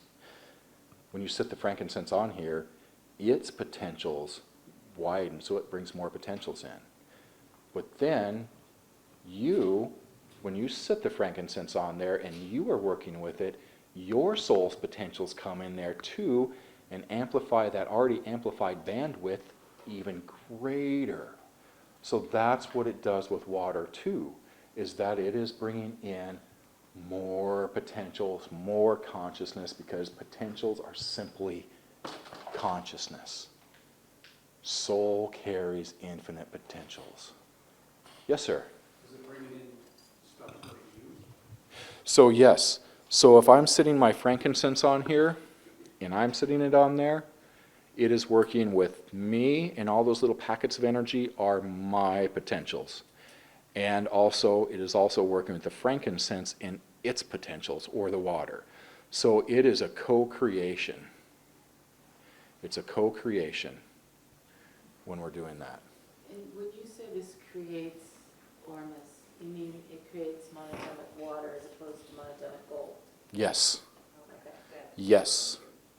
Oh, yes. Yep. And so yeah, actually they show that it actually becomes lighter in weight, so it oscillates in and out of physical reality just like white powder gold does, because it puts such a high spin rate to the molecules within water. Yes, sir. Yep. So basically you can still take this and charge a 5-gallon jug of water, and it's going to be great for every person in your household, but it'll probably be better for you because it's bringing in more potentials for you.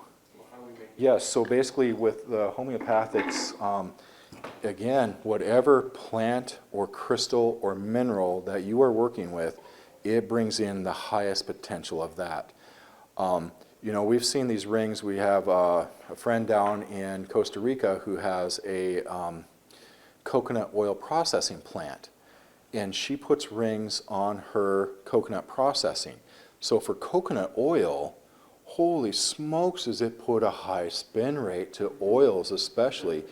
We've had the gentleman who actually created the GDV cameras, the gaseous discharge visualization, and he's actually gone there and he said that it totally went off the charts, the coconut oil did, and he said he's only seen this 3 times, and one of them was with Dr. Emoto's water, when Dr. Emoto was around, that it went off the charts of the GDV, that they couldn't even pick it up. And that happened when they used a tensor ring with the coconut oil. So oils especially, it keeps that spin rate longer.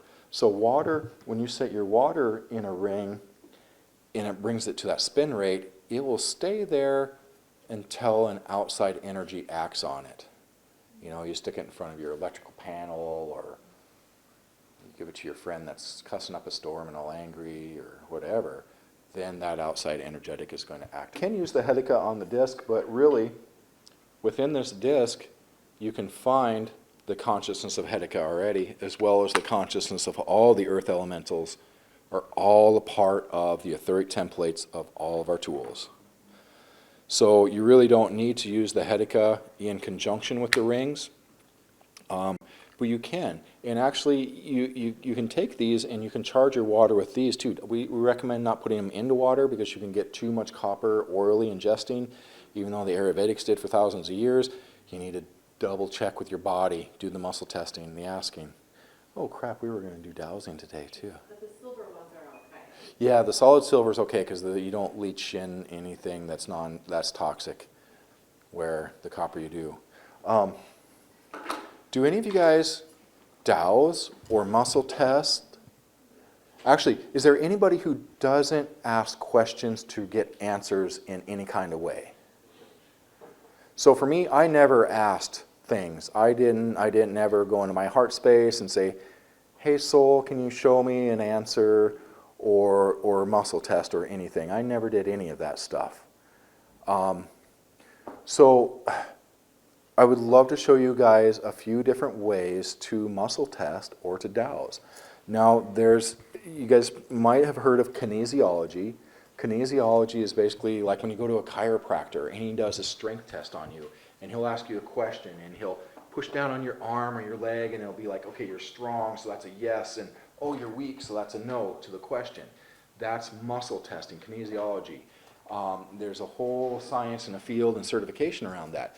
But you can also do other things. There's people who will like rub their fingernail with their hand, and when they get a yes, it's hard and it sticks, and when they get a no, it just rubs.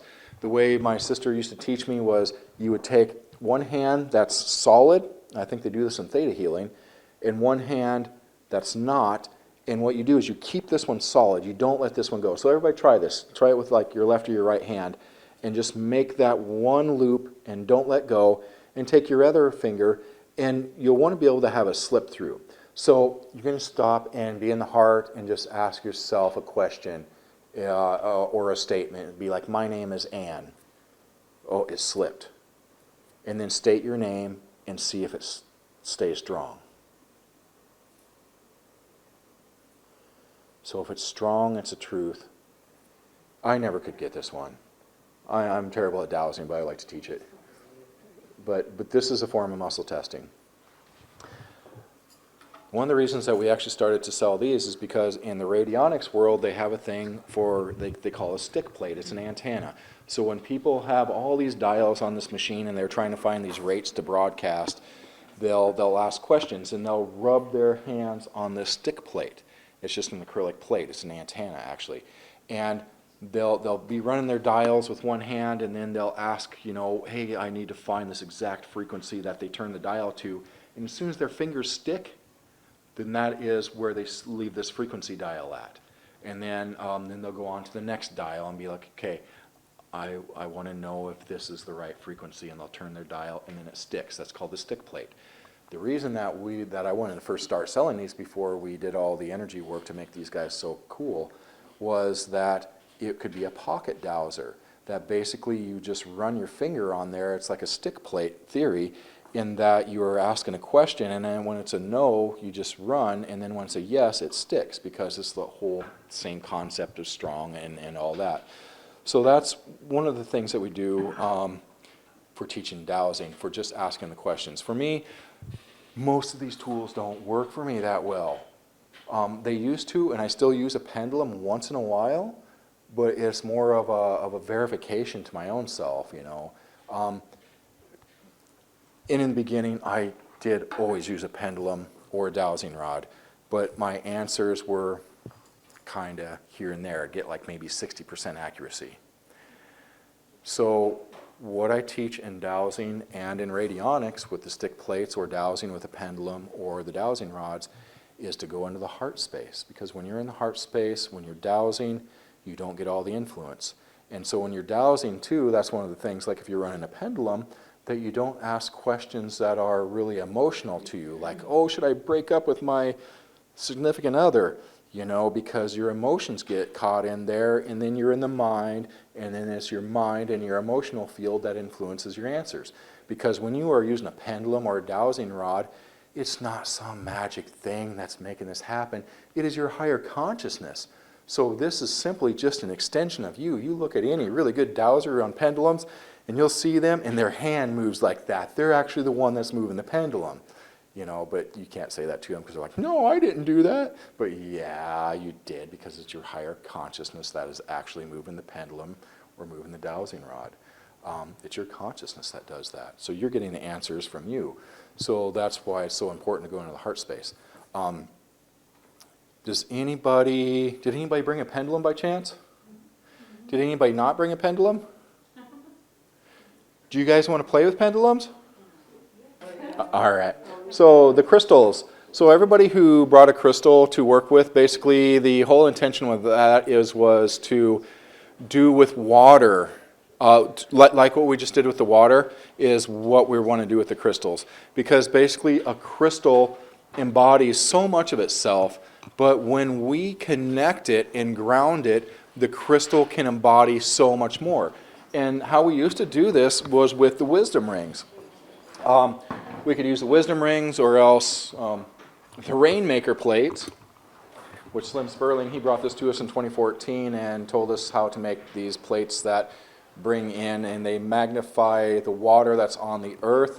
It acts like a rain cloud and it draws in all the water from the atmosphere, bringing rain. But it also, we've had people who talked about it being used like in Florida during the last big storms there on how it, you know, as Brenda would say, it brings everything with love. So it is harmonizing the weather, not just bringing in rain. But anyway, we used to use those tools, the wisdom tools, for putting around crystals, because not only do these specific tools, we create clear crystals, because crystals carry, you know, they carry that core energetics. But then, you know, kind of like the record keepers, the Atlantean record keeper crystals, they carry that core energetics that can't be released or interfered with. But then crystals also carry on the, kind of like you would think in their field, that they can also pick up all the crap, just like water does. That water can pick up all these negative energies and emotions and everything else. So that's another reason why we clear our water, is because our water can carry so much energy and information. I take a Gaia sphere. This is the Gaia spheres versus a tensor field generator. A tensor field generator has the 4 rings on it, and this particular tensor field generator creates a 2.5 mile area of influence in which it not only restructures electromagnetics that are coming from like cell phone towers and Wi-Fi and everything else, but it's also clearing dense energies. It is basically when you're in a room and you have a Wi-Fi router over there, it won't touch you. If you are sensitive to a fluorescent or LED lights, it's basically creating that space that harmonizes electromagnetics. When we did our big cell phone tab study, we've done several cell phone tab studies. This last one cost us quite a bit. We had to take out a loan to do that cell phone tab study. But it now allows us to legally say that the cell phone tabs, when you put it on your phone, that it actually remediates all the harmful radiation from your phone. That's the little one. I put all these ones on my phone just for looks. We have the one that you put on the electrical panel. This one here with the 3 rings is called the Alchemy Tab. It is one that you can put onto like computers for when you are composing, whether you're composing words or music. Because basically, I've actually read, somebody wrote something and it seemed like these fluffy words, but it just felt terrible because their energetics and intention can come through words no matter how fluffy they are. And so that whole concept of your energetics can come through what you create. So that's what this tab here does, is then my emails, my messages, my phone calls, all are carrying that other higher vibration. But back to the cell phone tabs. This cell phone tab here, this little one, is what we've seen in our biofeedback studies as aligning chakras, energy bodies, making organs function better, and clearing the mental and emotional fields. I sleep with my phone by my head at night because I listen to meditations. But I don't need any of these because my field is strong enough to harmonize this disharmonious energy. When we see people with electromagnetic sensitivities, electromagnetics is everywhere. This is an electromagnetic world. Every molecule, everything is electromagnetic. This, you know, everything's electromagnetic. Our heart. And so it's not that electromagnetics are bad. It's that there's disharmonious electromagnetics that can cause issues if you're unstable in your field, and you're small, and you're stuck in your little hair follicle box thing, then you are more affected by these outside energies. But when you stand up here and in your light, in your power, grounded, connected, you are untouchable. You are truly untouchable. And so basically that's why, you know, I don't even worry about the electromagnetics anymore. But anyway, with the cell phone tabs, it's pretty phenomenal what it's doing for restructuring electromagnetics, which is why we make the tensor field generators. These ones are actually made to be a bracelet, or you can put it into a sphere. And then when it's into a sphere, it's programmable, just like your Merkaba. You can place your intentions into here. But the reason I was talking about that is because of crystals. Crystals love the tensor fields. If you have this spherical device that radiates the energy out, basically when you put a crystal in there, the consciousness, frequencies, properties of this crystal can access and broadcast out in this 2.5 mile area of influence. But it is also clearing all of that outside energies that the crystal is carrying. You put your crystal in there and it clears it. So that's why I really wanted you guys to bring the crystal, was for time filler when we're not going to do the exercise because we ran out of time. But what we did, the exercise with the water, is what you do with your crystal. What we've seen with these wisdom fields is, again, like with a plant, when you put that ring around a plant, in the morphogenic field, or the consciousness of the plant can repattern the energy to pull nutrients that were not in the soil.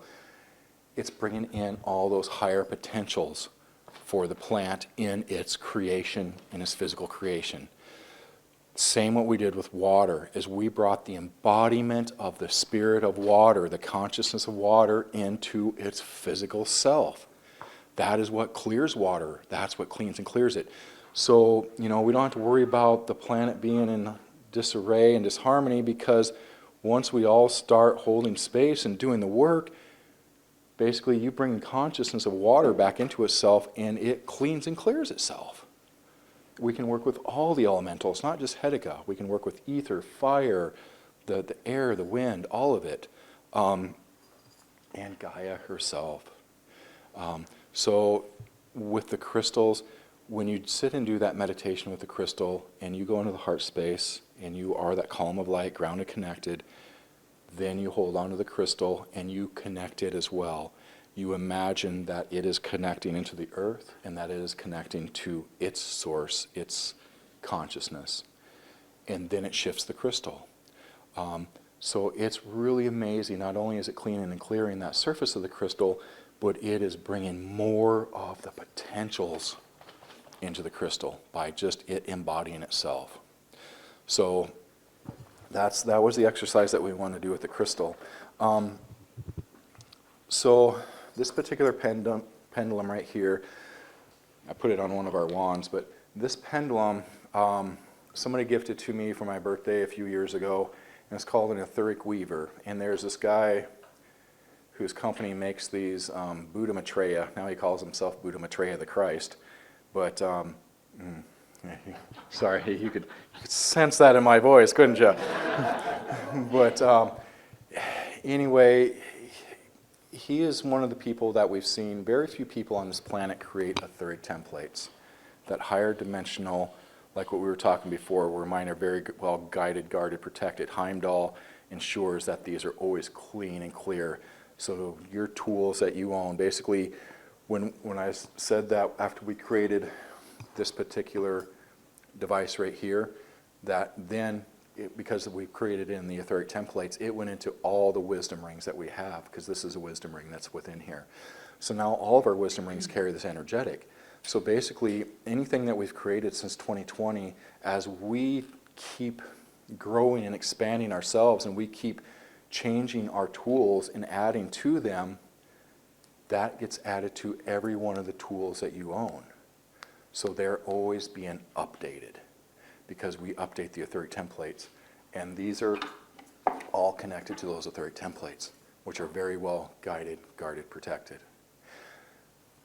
Except for the etheric templates that were connected to this particular pendulum. So when I got it, I was like, oh, that seems really cool and everything, but then there was just something not right about it. And so they call this one, they call it connected to Shambala, this crystal city. And so we took a journey work. We did some journeying, and we went to this space. And here's a crystal city, but there was just all this, I guess you could say, riffraff. There was just all these beings up there that were just, playing in lower potentials and, just looking to feed off of people's consciousness and energy and all that kind of thing. So we went in and we cleaned up that space. And we ensured that there were guardians to this space, to the Shambhala space, where those particular pendants were connected to. And so that was one of the things that I was going to offer you guys, because we've done it in some of our classes before, is basically connecting your pendulum to this higher space, to where then when you're doing it, it's kind of like all of our tools in that it holds the space for you to go more easily into the heart space, and it brings through other energetics. I used to think that dowsing was only getting yes or no answers, or looking for water with dowsing rods, or finding energy fields. I went to the American Society of Dowsers the first time, and people were using them to run energy, and they let go over our tools, and they'd be like, okay, I'm infusing my pendulum with all this energetics from these tools, and now then I have it and I can run that energy. And so that was the concept, that if any of you guys do that, basically we could connect your pendulum to this etheric template, the Shambala, and I just went through and checked it on my way here, and it is still clean and clear, and we've added some extra good stuff to it. And then that way, when you use your pendulum, you can actually run energy with it and do energy work, run fields. Again, it's just a tool. You are the most powerful thing in creation. Sometimes we need an interface. And so sometimes I even kind of like, I'm not sure if I want to teach dowsing, because it's almost a disempowering thing versus teaching people to step into their heart, go to that quantum space, that space beyond the mind, and ask the questions there. So, Is Shambhala under the Himalayas? Is that the same? I don't know. I see it as somewhere here. But that's how I perceive it. I don't know. But yeah, I have heard of the Shambhala. It's in the... Near the Himalayas? Yeah. Yeah. Yeah. So, with the dowsing, so any of you guys who got a pendulum, the stone, I forget what the name of the stone is. Like I say, my daughter made these for me. She took some of her beads and some thread and made the little hoop and everything. But to use a pendulum, again, it's just going into the heart space. And how I use it is I start it spinning, and then I'll ask my yes or no question. I ask for a yes. And my yes is usually that straightforward, like that. And then I'll go back and I'll spin it again. I'll be like, give me a no. And for me, the no is usually back and forth. And so that's how I use the pendulum. And you know, I like to keep mine a little bit shorter, especially with these heavier ones. So that's just one way that you can use the pendulum to get your answers. But I really think that we should skip going through a lot of the dowsing, because I was going to have you guys do dowsing rod stuff too. And I think that I would rather just teach you guys how to find the answers by going beyond the mind. You're welcome to keep your pendulums, though. My daughter made them for you. How do we connect them to Shambhala? Okay, you guys want to do that connection to Shambhala? Okay. So what we'll do is we'll just do a guided meditation, and we'll just go into the heart space, and I'll take you guys there, and it's just simply an intention of asking for that to be connected to the pendulum. Simple, simple. All right, so just closing your eyes if you wish. And just dropping into the heart. If you wish to take that breath from earth, that breath from creation, move it into the heart space. And as you're holding your pendulum, we're going to take this journey. We're simply going to go to this crystal city, Shambhala.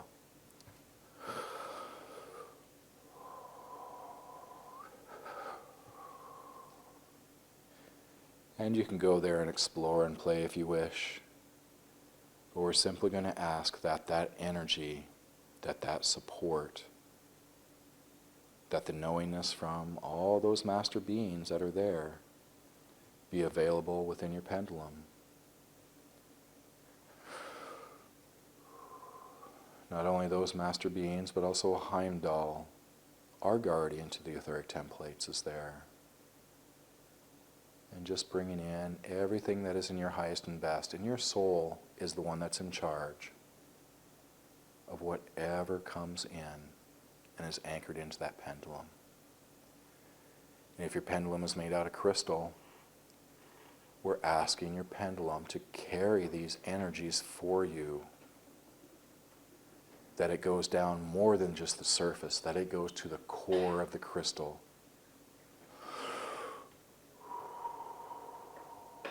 and that your crystal also becomes a co-creator in this.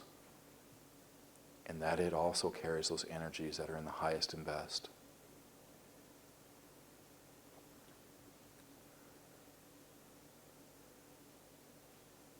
Okay, and it is that simple. And if you'd like to check your pendulum and ask if those energies were embedded in.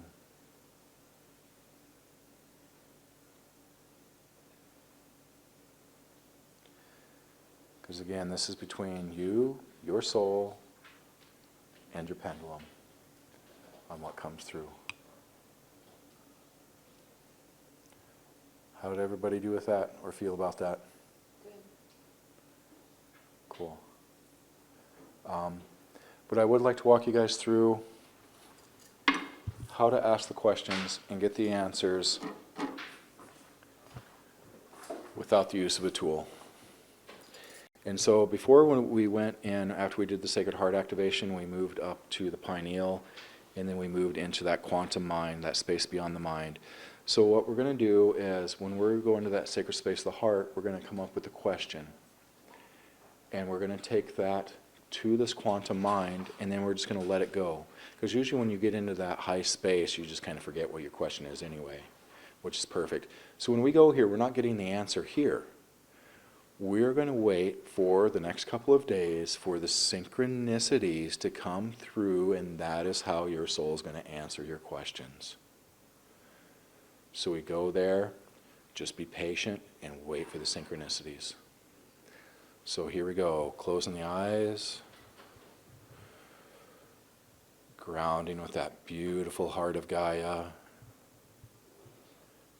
connecting to that beautiful heart of you as Creator God. Moving our awareness from the heart up to the throat, to the pineal, moving up higher to the quantum mind, that field of universal peace, and then we're going to step higher beyond the mind.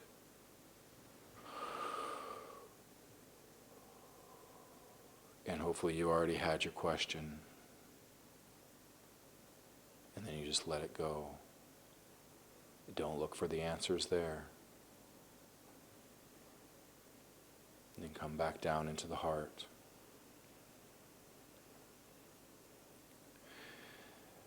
Now there is another way that you can ask questions to get the instant answers.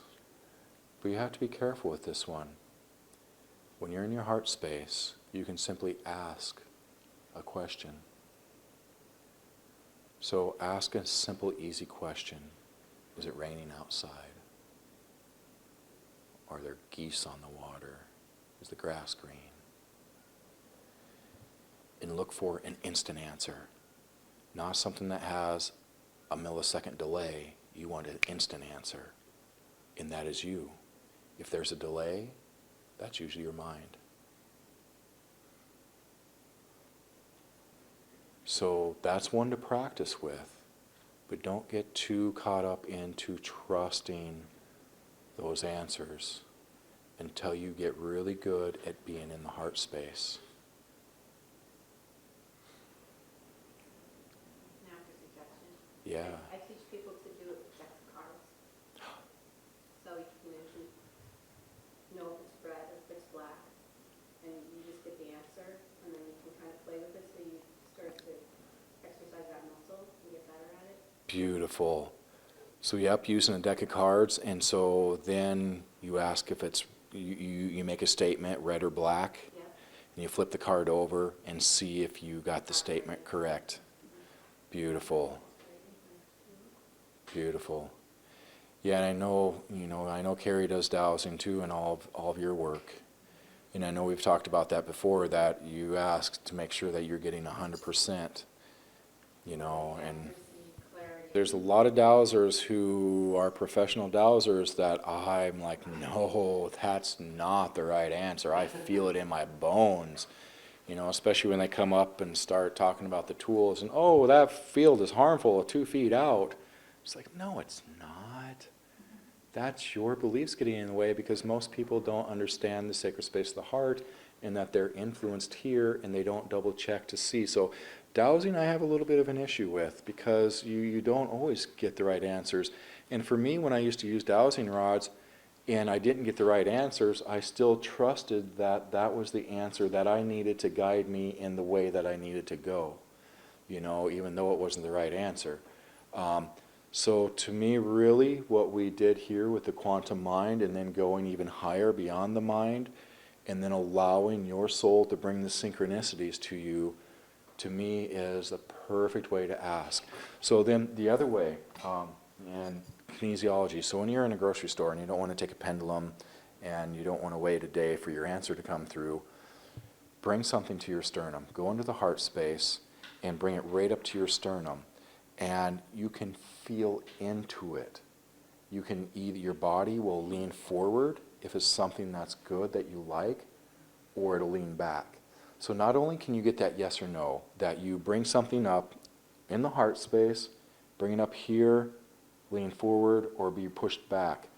But this is also where I go so that, you know, like let's say there's a supplement, and I'm like, okay, every one of these supplements except for this one was really good. So how do I know really which one's the best? Anymore, I've learned to feel into those, and I can feel how my body reacts. So I'll bring that up, and then, you know, I'll be able to, I don't even do the sway anymore. I just bring it up and see how my body reacts to it.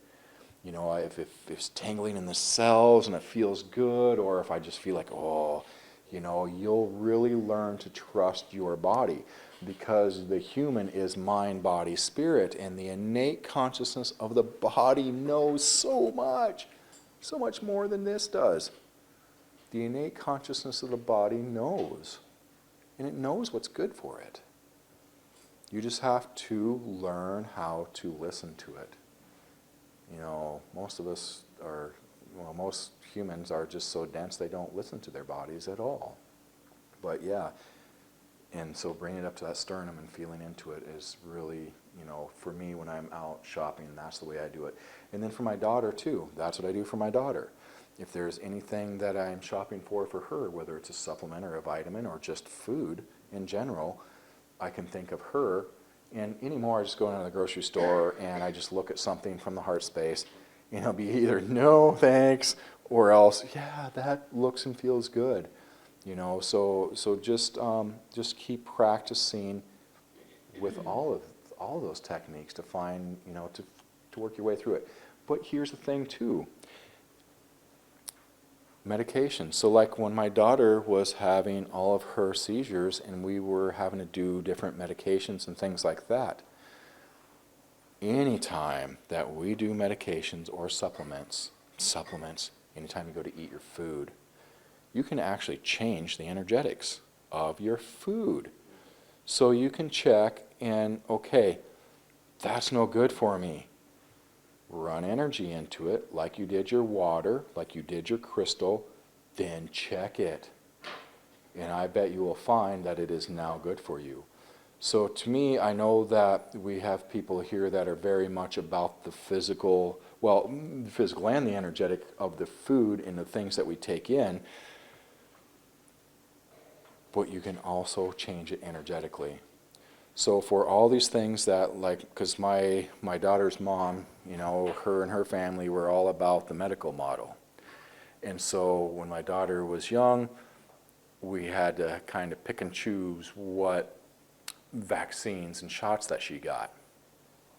And so I kind of had to choose my battles with that. And every time we did something, we would run energy to it and harmonize it to where it is now harmonized and beneficial to her body.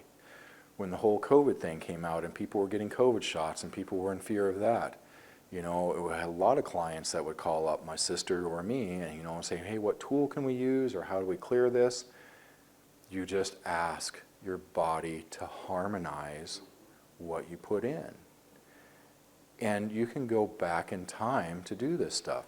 We have a good friend, Ken Graydon, in Australia, who writes a book, The Healing Handbook. And all his work is consciousness. he has these little short paragraphs that you read. You know, something like, I am creator, and I go back in time to this time before my body took on cancer, and I change this and I take a different path. God, it sounds like a lot of the work we're doing. And it works, it shifts things. So we can traverse back in time, because that's part of this whole thing here, is we are running backwards and forwards in time too. Time is very malleable, as is all energy. All energy is malleable. And so we don't have to be constricted by that. So basically, so the people with so certain people that had the vaccines, we would just go back to the time when they took the vaccine. We would run energy not only to the vaccine itself, but to their body and to that spot, and we would harmonize it and allow that to be harmonized with their body, so that it was no longer causing non-beneficial energetics. You know, because that's one of the things I was talking about clearing, was the pharmaceutical industry, because that is one of the big things that we cleared. That you can go to that Transcending the Matrix video, and I talk all about that, and clearing pharmaceuticals. Same thing, because there is an energetic signature there. That is why it makes most people sick, is because of the energetics, not actually the physical part of it.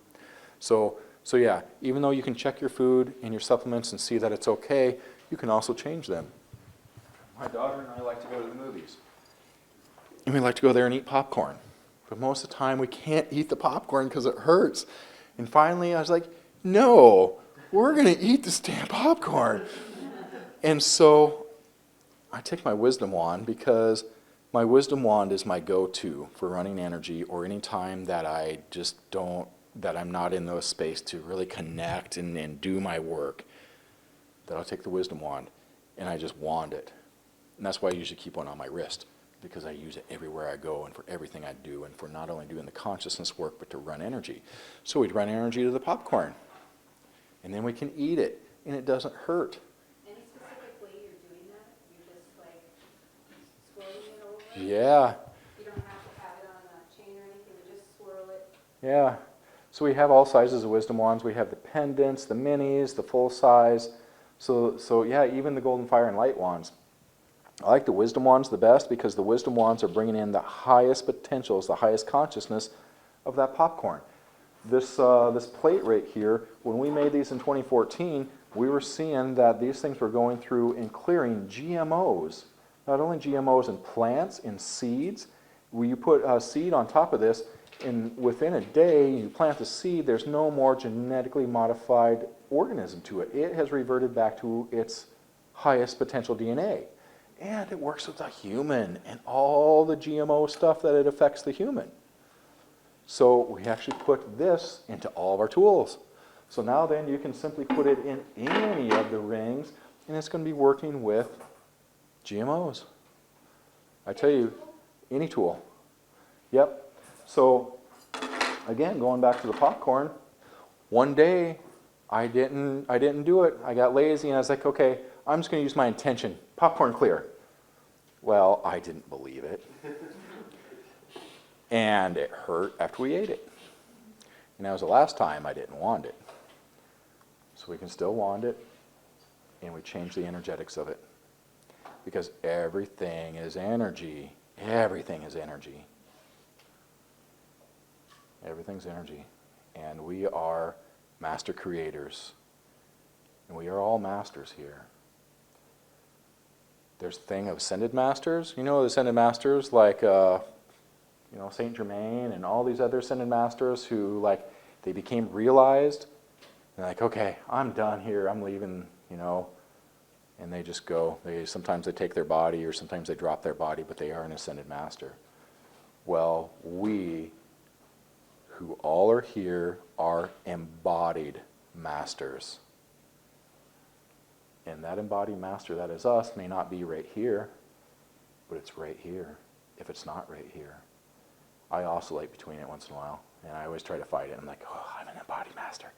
And then I can everything shifts. I mean, my entire reality shifts, and I've only been able to hold that space for like a day at a time, and only 3 or 4 times in the past year that I've been able to hold that space. But I know it is there. I know that aspect, that facet of my soul is an embodied master. And every one of us that are in this room are here to be an embodied master in this lifetime. And so we are there. That is a facet of our soul. And so all we do is connect with that. And you simply say, I am a master. Everything is my energy, and my energy is here to serve me. And that is so huge. When you put your foot down to the universe and say, everything's my energy, and my energy is here to serve me as that embodied master. So a lot of talk about ascension. So if an embodied master goes through ascension that all of us are supposed to be coming towards going through, but we don't actually take Mahasamadhi like an ascended one, then what are we then? An embodied master? An embodied. Ascended or what? Yeah, so what we are is we are a master creator. We are a creator embodied. We are, we're this. We're this big old scribble. We are our consciousness fully connected to physical creation. That is our embodied masterness, is when we have enough of our consciousness that we are affecting this creation. And that's why this whole thing of grounding into the earth, connecting to us as Creator God, is bringing that all into here. And that, when we realize that and allow that, because that's the thing, you guys. We are that. But we're still choosing to play this freaking game of suffering and lack and all this silly crap. But you know what? There's no more time to be doing that stuff. We don't need to be playing. We don't need to be playing. And it's not like you need to do anything except for allow, because it's already here. It's already here. All you have to do is allow it to come in and be that. Soapbox, I'll get off of it. Somebody wanted me to talk about the wings of talk. So talk is master healer of the blues. When my sister was doing healing work a couple years ago, probably 3 years ago, there was things that she couldn't clear up, and so she was asking some of her guides. And one of her guides is this translucent blue being with wings, doesn't really have a face. It's not the blue avians. They're just these beings that are from another universe that is out of duality. And they come in, and so Talk, T-O-K, he was this master healer. And the rest of the crew over there, these blue beings, they're like masters of all kinds of different things, things that we don't even think about, but he just happens to be a healer. And so it was interesting because I actually changed my Facebook profile to this blue avian being because I felt like that was an aspect of me. And I was just so connected to these beings. And then Brenda started telling me about Talk and these master healers and this master healer of the blues. It's like, holy crap, okay. And so we were making the Starburst, which is just this part without the ring that Bill Reed made, one of Slim's accomplices, and Slim Spurling's. And so we had some friends on the East Coast that were doing clearing work, clearing of entities and waywards and portal vortexes. And it was just stuff that they could not clear. And they were saying, hey, do you have a tool that can help with that? And so we created this. And this is what we created to clear some of those really tough things to clear, which were entities related to soul contracts, clearing portal vortexes, all of that old stuff that we played in, the old paradigm of playing, over here on this side. And so this is something that actually makes a field that looks like this. So we have a video on our Wings of Talk product page that walks you through the meditation of creating a column of light, which looks just like this. It creates a 200-foot wide area and a column of light, and it's full of all those blues. And they are there to assist. And they don't interfere with the human, they only work with the soul. So I mean, that's just one of the things that the Wings of Talk does. So you can use it etherically. So if you go to the product page, Wings of Talk, you can actually walk through the video, the attunement activation, and you can start anchoring these columns of light that does more than our other columns of light do.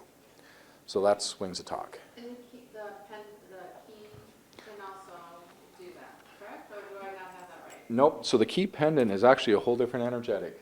All right. Yep, they look very similar, but they are a totally different energetic. And this does carry the wisdom field. The key pendants we're working at updating the energetics of them to be carrying the wisdom field and everything else. We just don't know yet. Well, yeah, I don't know. That's what the human intends and the human wants, but the master builder self, man, rarely follows what the human wants. It usually has its own creations. So size doesn't matter, except if we use it in healing, we should take it off the chain. So basically so we have the pendant style that she's got right there. And the pendant only creates a field about 50 feet across versus this one here that's about 200 feet across. But otherwise, the energetics and the potency of the field is exactly the same. Yep. So, any of the other tools anybody had questions on that would like to know more about? Pyramids. Yeah. And So the Ascension Pyramids, as we call them. So again, my sister was working with entities that she could not get to clear. And for about a year or two, she was taking people on a journey to underneath of this capstone of a pyramid and having them lay on the stone slab and all these circles of different beings around, light beings, these builder race from one of the original times of the planet. And all this were there, and so basically the client would lay down energetically, non-physically would lay down on the stone slab, and the entity would turn into this little baby, and Metatron would come in and scoop it out and take it away.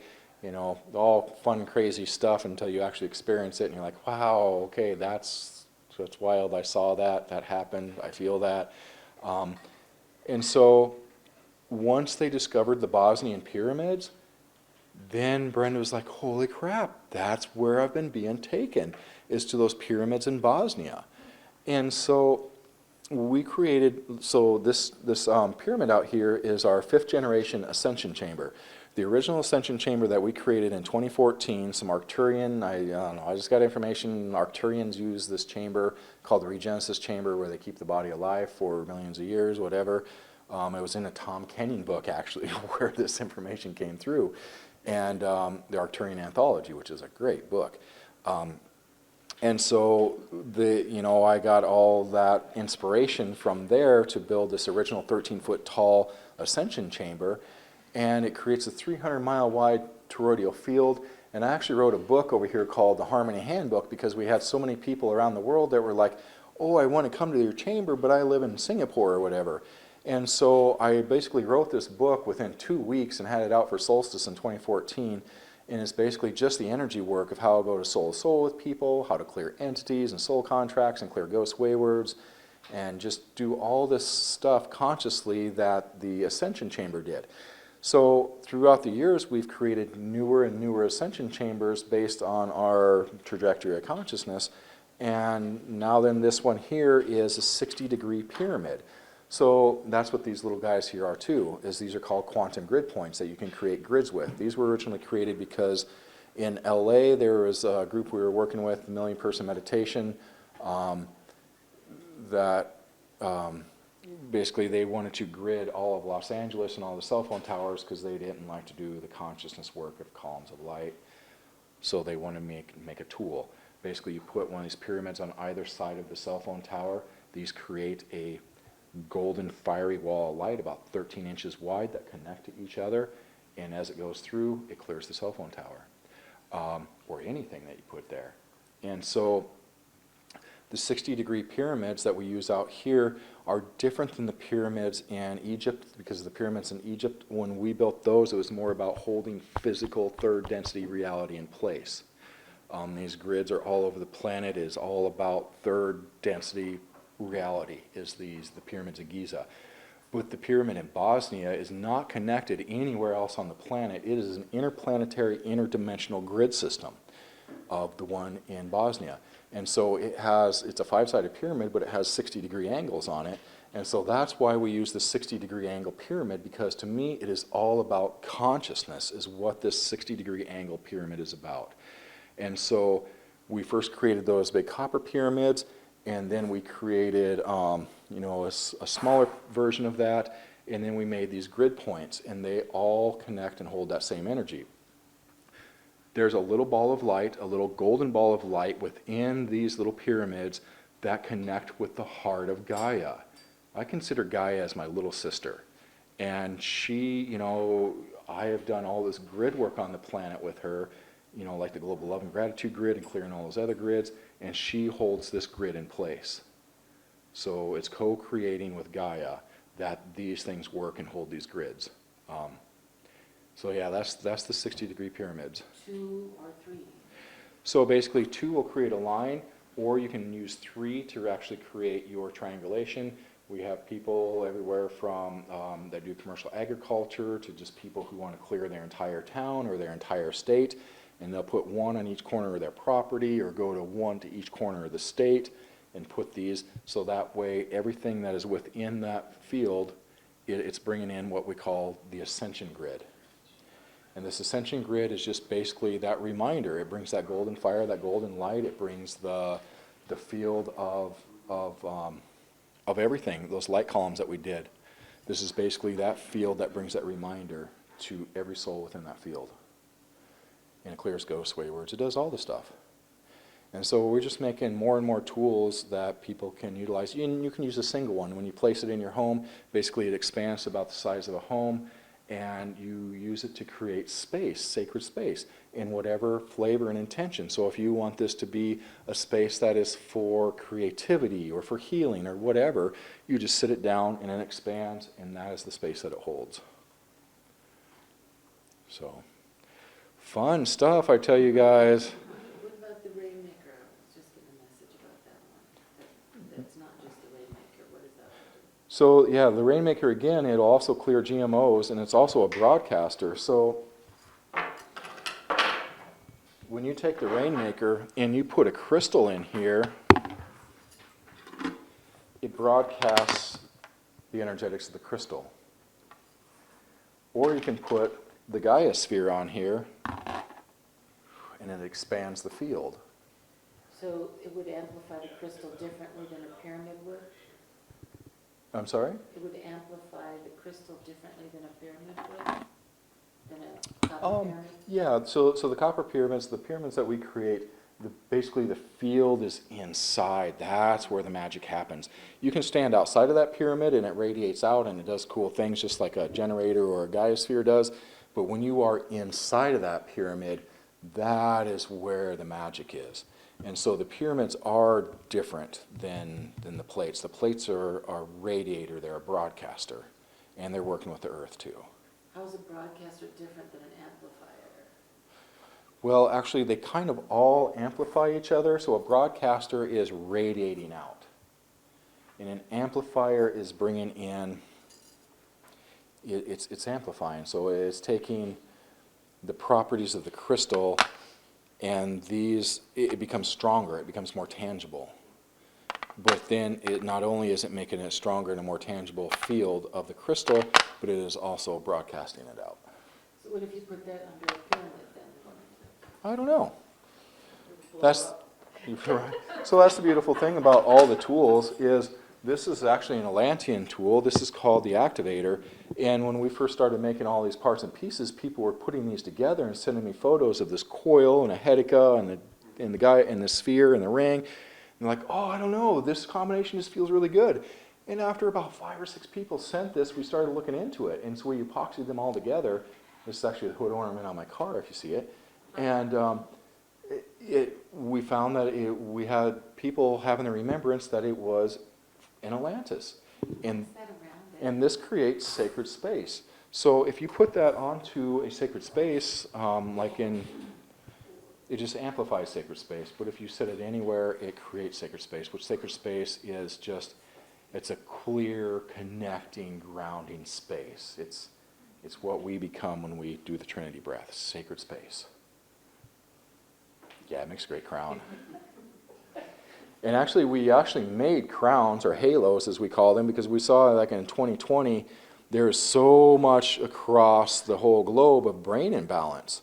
I mean, so much has come up with this brain imbalance thing that, we see that there's a large percentage of humanity that they're just discombobulated. It's just an imbalance of the brain, because we see that as our light body is coming in this old processor that just becomes more and more complicated every incarnation. It's a processor, this gray mush, and it just becomes, it creates more synapses, more networks every time you're born. And it's just outdated. And so that's one of the things, but also because we're right here on this shift, we're not here to process anymore. We're here to let that stuff go. And so that is another part of us going into that quantum mind. And so we created these halos because we did that thing earlier where we had the infinities that connected the left and right brain hemisphere. That's exactly what these halos do, is that they balance the brain. And another thing that we're seeing is that this next spring equinox, around March 22nd, there's going to be a huge shift in that we've been in this little closed circuit. So humanity has been in that little hair follicle box. We've been in that box of limited potentials for all of these eons. We are opening the box this next spring. The box is going to be open. And part of us being in that box is also part of the brain imbalance and people just going flipping nuts. And people just, you know, no. No. The Koreans are talking about it too. You know, and that's, you know, so many different groups always talk about all the different cool things that are happening, and, you know, I liken it to rapture. You know, it's like, get done with it already. But, you know, this is something that I feel is really real, that it is something that is a part of a larger creation, because everybody's reality is valid. We have trillions of different realities, trillions of different perspectives on this planet, and every one of them is valid because we are creators and we have our boxes, and every box is true and real. But does that align with something bigger? So all the stuff that I always hear people talking about are these little boxes. Little boxes. I feel what is coming in the spring of 2023 is a part of a bigger picture, and not just these little boxes of creation.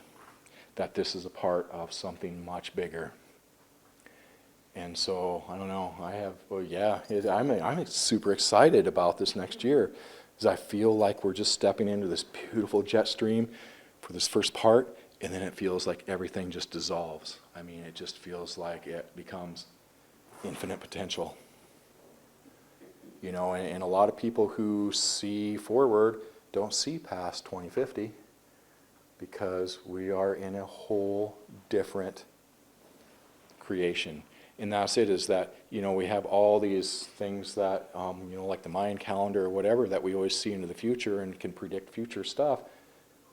That was when we were on this old arc of creation. Now that we're here, we are stepping into new. Just like when we had our soul star come in and it changes this energy into something new, that's what is happening on the planet in a larger scale, is that this is new. This is bringing in all these new potentials. So we can't just judge what it is that we are coming into, because that is simply nothing more than a box. This is higher potentials that is coming onto the entire planet. Higher potentials. So we can't see what it is. We will find out when we get there, one foot in front of the other. One last quick thing is just make sure that you are easy on yourself, because the work that we did today, we are releasing identity. I am my trauma, I am my emotions, I am everything that I've always been through all these eons of time. No more. No more. And that is what we created our identity. Our identity was everything that we have been and everything that was in this old arc of creation. And so as we step forward, it's got to be, you know, we don't even choose a path. We just have to put our foot down and trust that we land right where we need to be. So totally be easy with yourself, because it is huge the work that we did today, you guys. And you might not realize the profundity of it, because you might not even remember half of what your old creation was as you step into new creation. So just be easy, drink a lot of water tonight, a lot of water. And I think we're out of time, aren't we? Oh yeah, we went overtime. Darn it, I was trying to keep you guys till 6, but it's 4:45. So does anybody have any last questions, clarifications, anything that... How do you wear the halo? Just on your head. Yep, I put one on my motorcycle helmet. I carry one in my car because I always wear it in the car. Everybody that works for us, they always wear them at work. The halo is... We have... It looks like an Easter egg. We have plain ones, and we have ones... Oh, we have ones with the infinity on it as well. So they're moldable, malleable. These are solid silver, so they mold very easy, but just wear it on the head. I know. Sometimes I wear it to the grocery store, you know, and I don't really care. They already know about you. That's right, yep. Conversation starter. Yes. Yeah. Frank, can you just 2 minutes on the dowsing rods, like, Mm-hmm. when you pull them, if they go in, when they go out? So traditionally, yeah, because, you know, I did bring enough dowsing rods that we were going to learn some dowsing today too, and I'm sorry we ran out of time. Traditionally, you would use 2 rods, and you would ask it for a yes, and usually they would cross in front of you, and then a no, they would go apart. But because these fancy cut to sacred measures, ball bearing swivel, hard to make dowsing rods cost $68 a piece, instead of making people buy 2 of them, I teach people how to dowse with a single rod. Now usually, and you guys are welcome to play with these, when you pick it up, it's going to sit and spin until you come into center, balance, alignment, the heart. And when you come into the heart, then it stops, and then you can start asking it the yes or no questions. And again, these are what we created for dowsers who would go and find geopathic, geomagnetic, portal vortexes, that basically you would go in and you would find them and the fields, and then you would go back out to your car. You would use it to anchor a column of light into the house, and then you go back in and you're like, huh, it's all clear. So they're pretty phenomenal rods, and they're really super sensitive because of that ball bearing handle on them. But yeah, I tell you guys, we are blown away every flipping day by these tools. We have thousands of testimonials on the website of all the tools that we create. And I know a lot of you in here are wearing these tools and use them and have your own testimonials that you've told me about with these things. You know, but still, you are the most powerful of creators. Tools are good sometimes. And some of them can be more novelty. But, you know, it's fun to play with. So, anyway, I'll be here for a little while, so if anybody is interested in any of the tools, you can check them out. Otherwise, you know, we ship all over the world. And let's see, what else? Yeah, yes, ma'am. Tell us how much that new disc is that we put our water in? Yes, those are $50. Yep, they are. So, yeah, because Kelly Research Technology sells the discs for $29, and we just buy them from them. And then this is our cheapest tensor ring we make, which is a $21 ring in there. So $50 is what they are. So, yeah, you know, basically, if you get 3 or more, we'd go $45 on them. Yep, just because.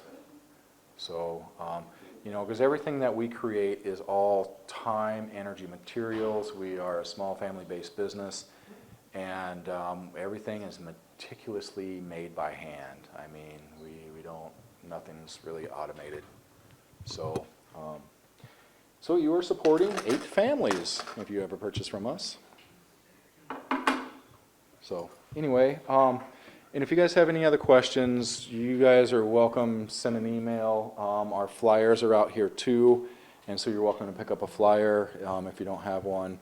And otherwise, I'll be here tomorrow doing sessions, and if you guys are interested, get a hold of Carrie for sessions. We still have some spots left, which are just like 15-minute sessions, $44. Well, actually, they're 20-minute sessions.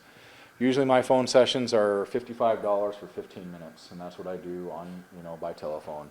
And if you guys are interested in my sister Brenda and what she does and are looking for anything from her, also on the website, if you just go to Twisted Sage, she's up there on her energy healing. And like I say, she is one of the most phenomenal heart-centered being healers that I've ever met, and we've never seen anything that she couldn't clear that your soul is in alignment with, So anyway, and thank you guys for being here. I will make sure that we get you guys all a recording of this. I will have it somewhere to get you guys access on the cloud to this recording.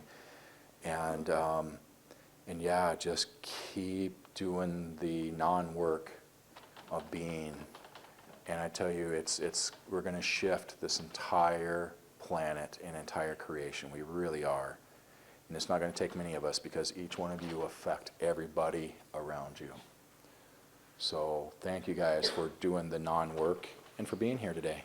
Thank you.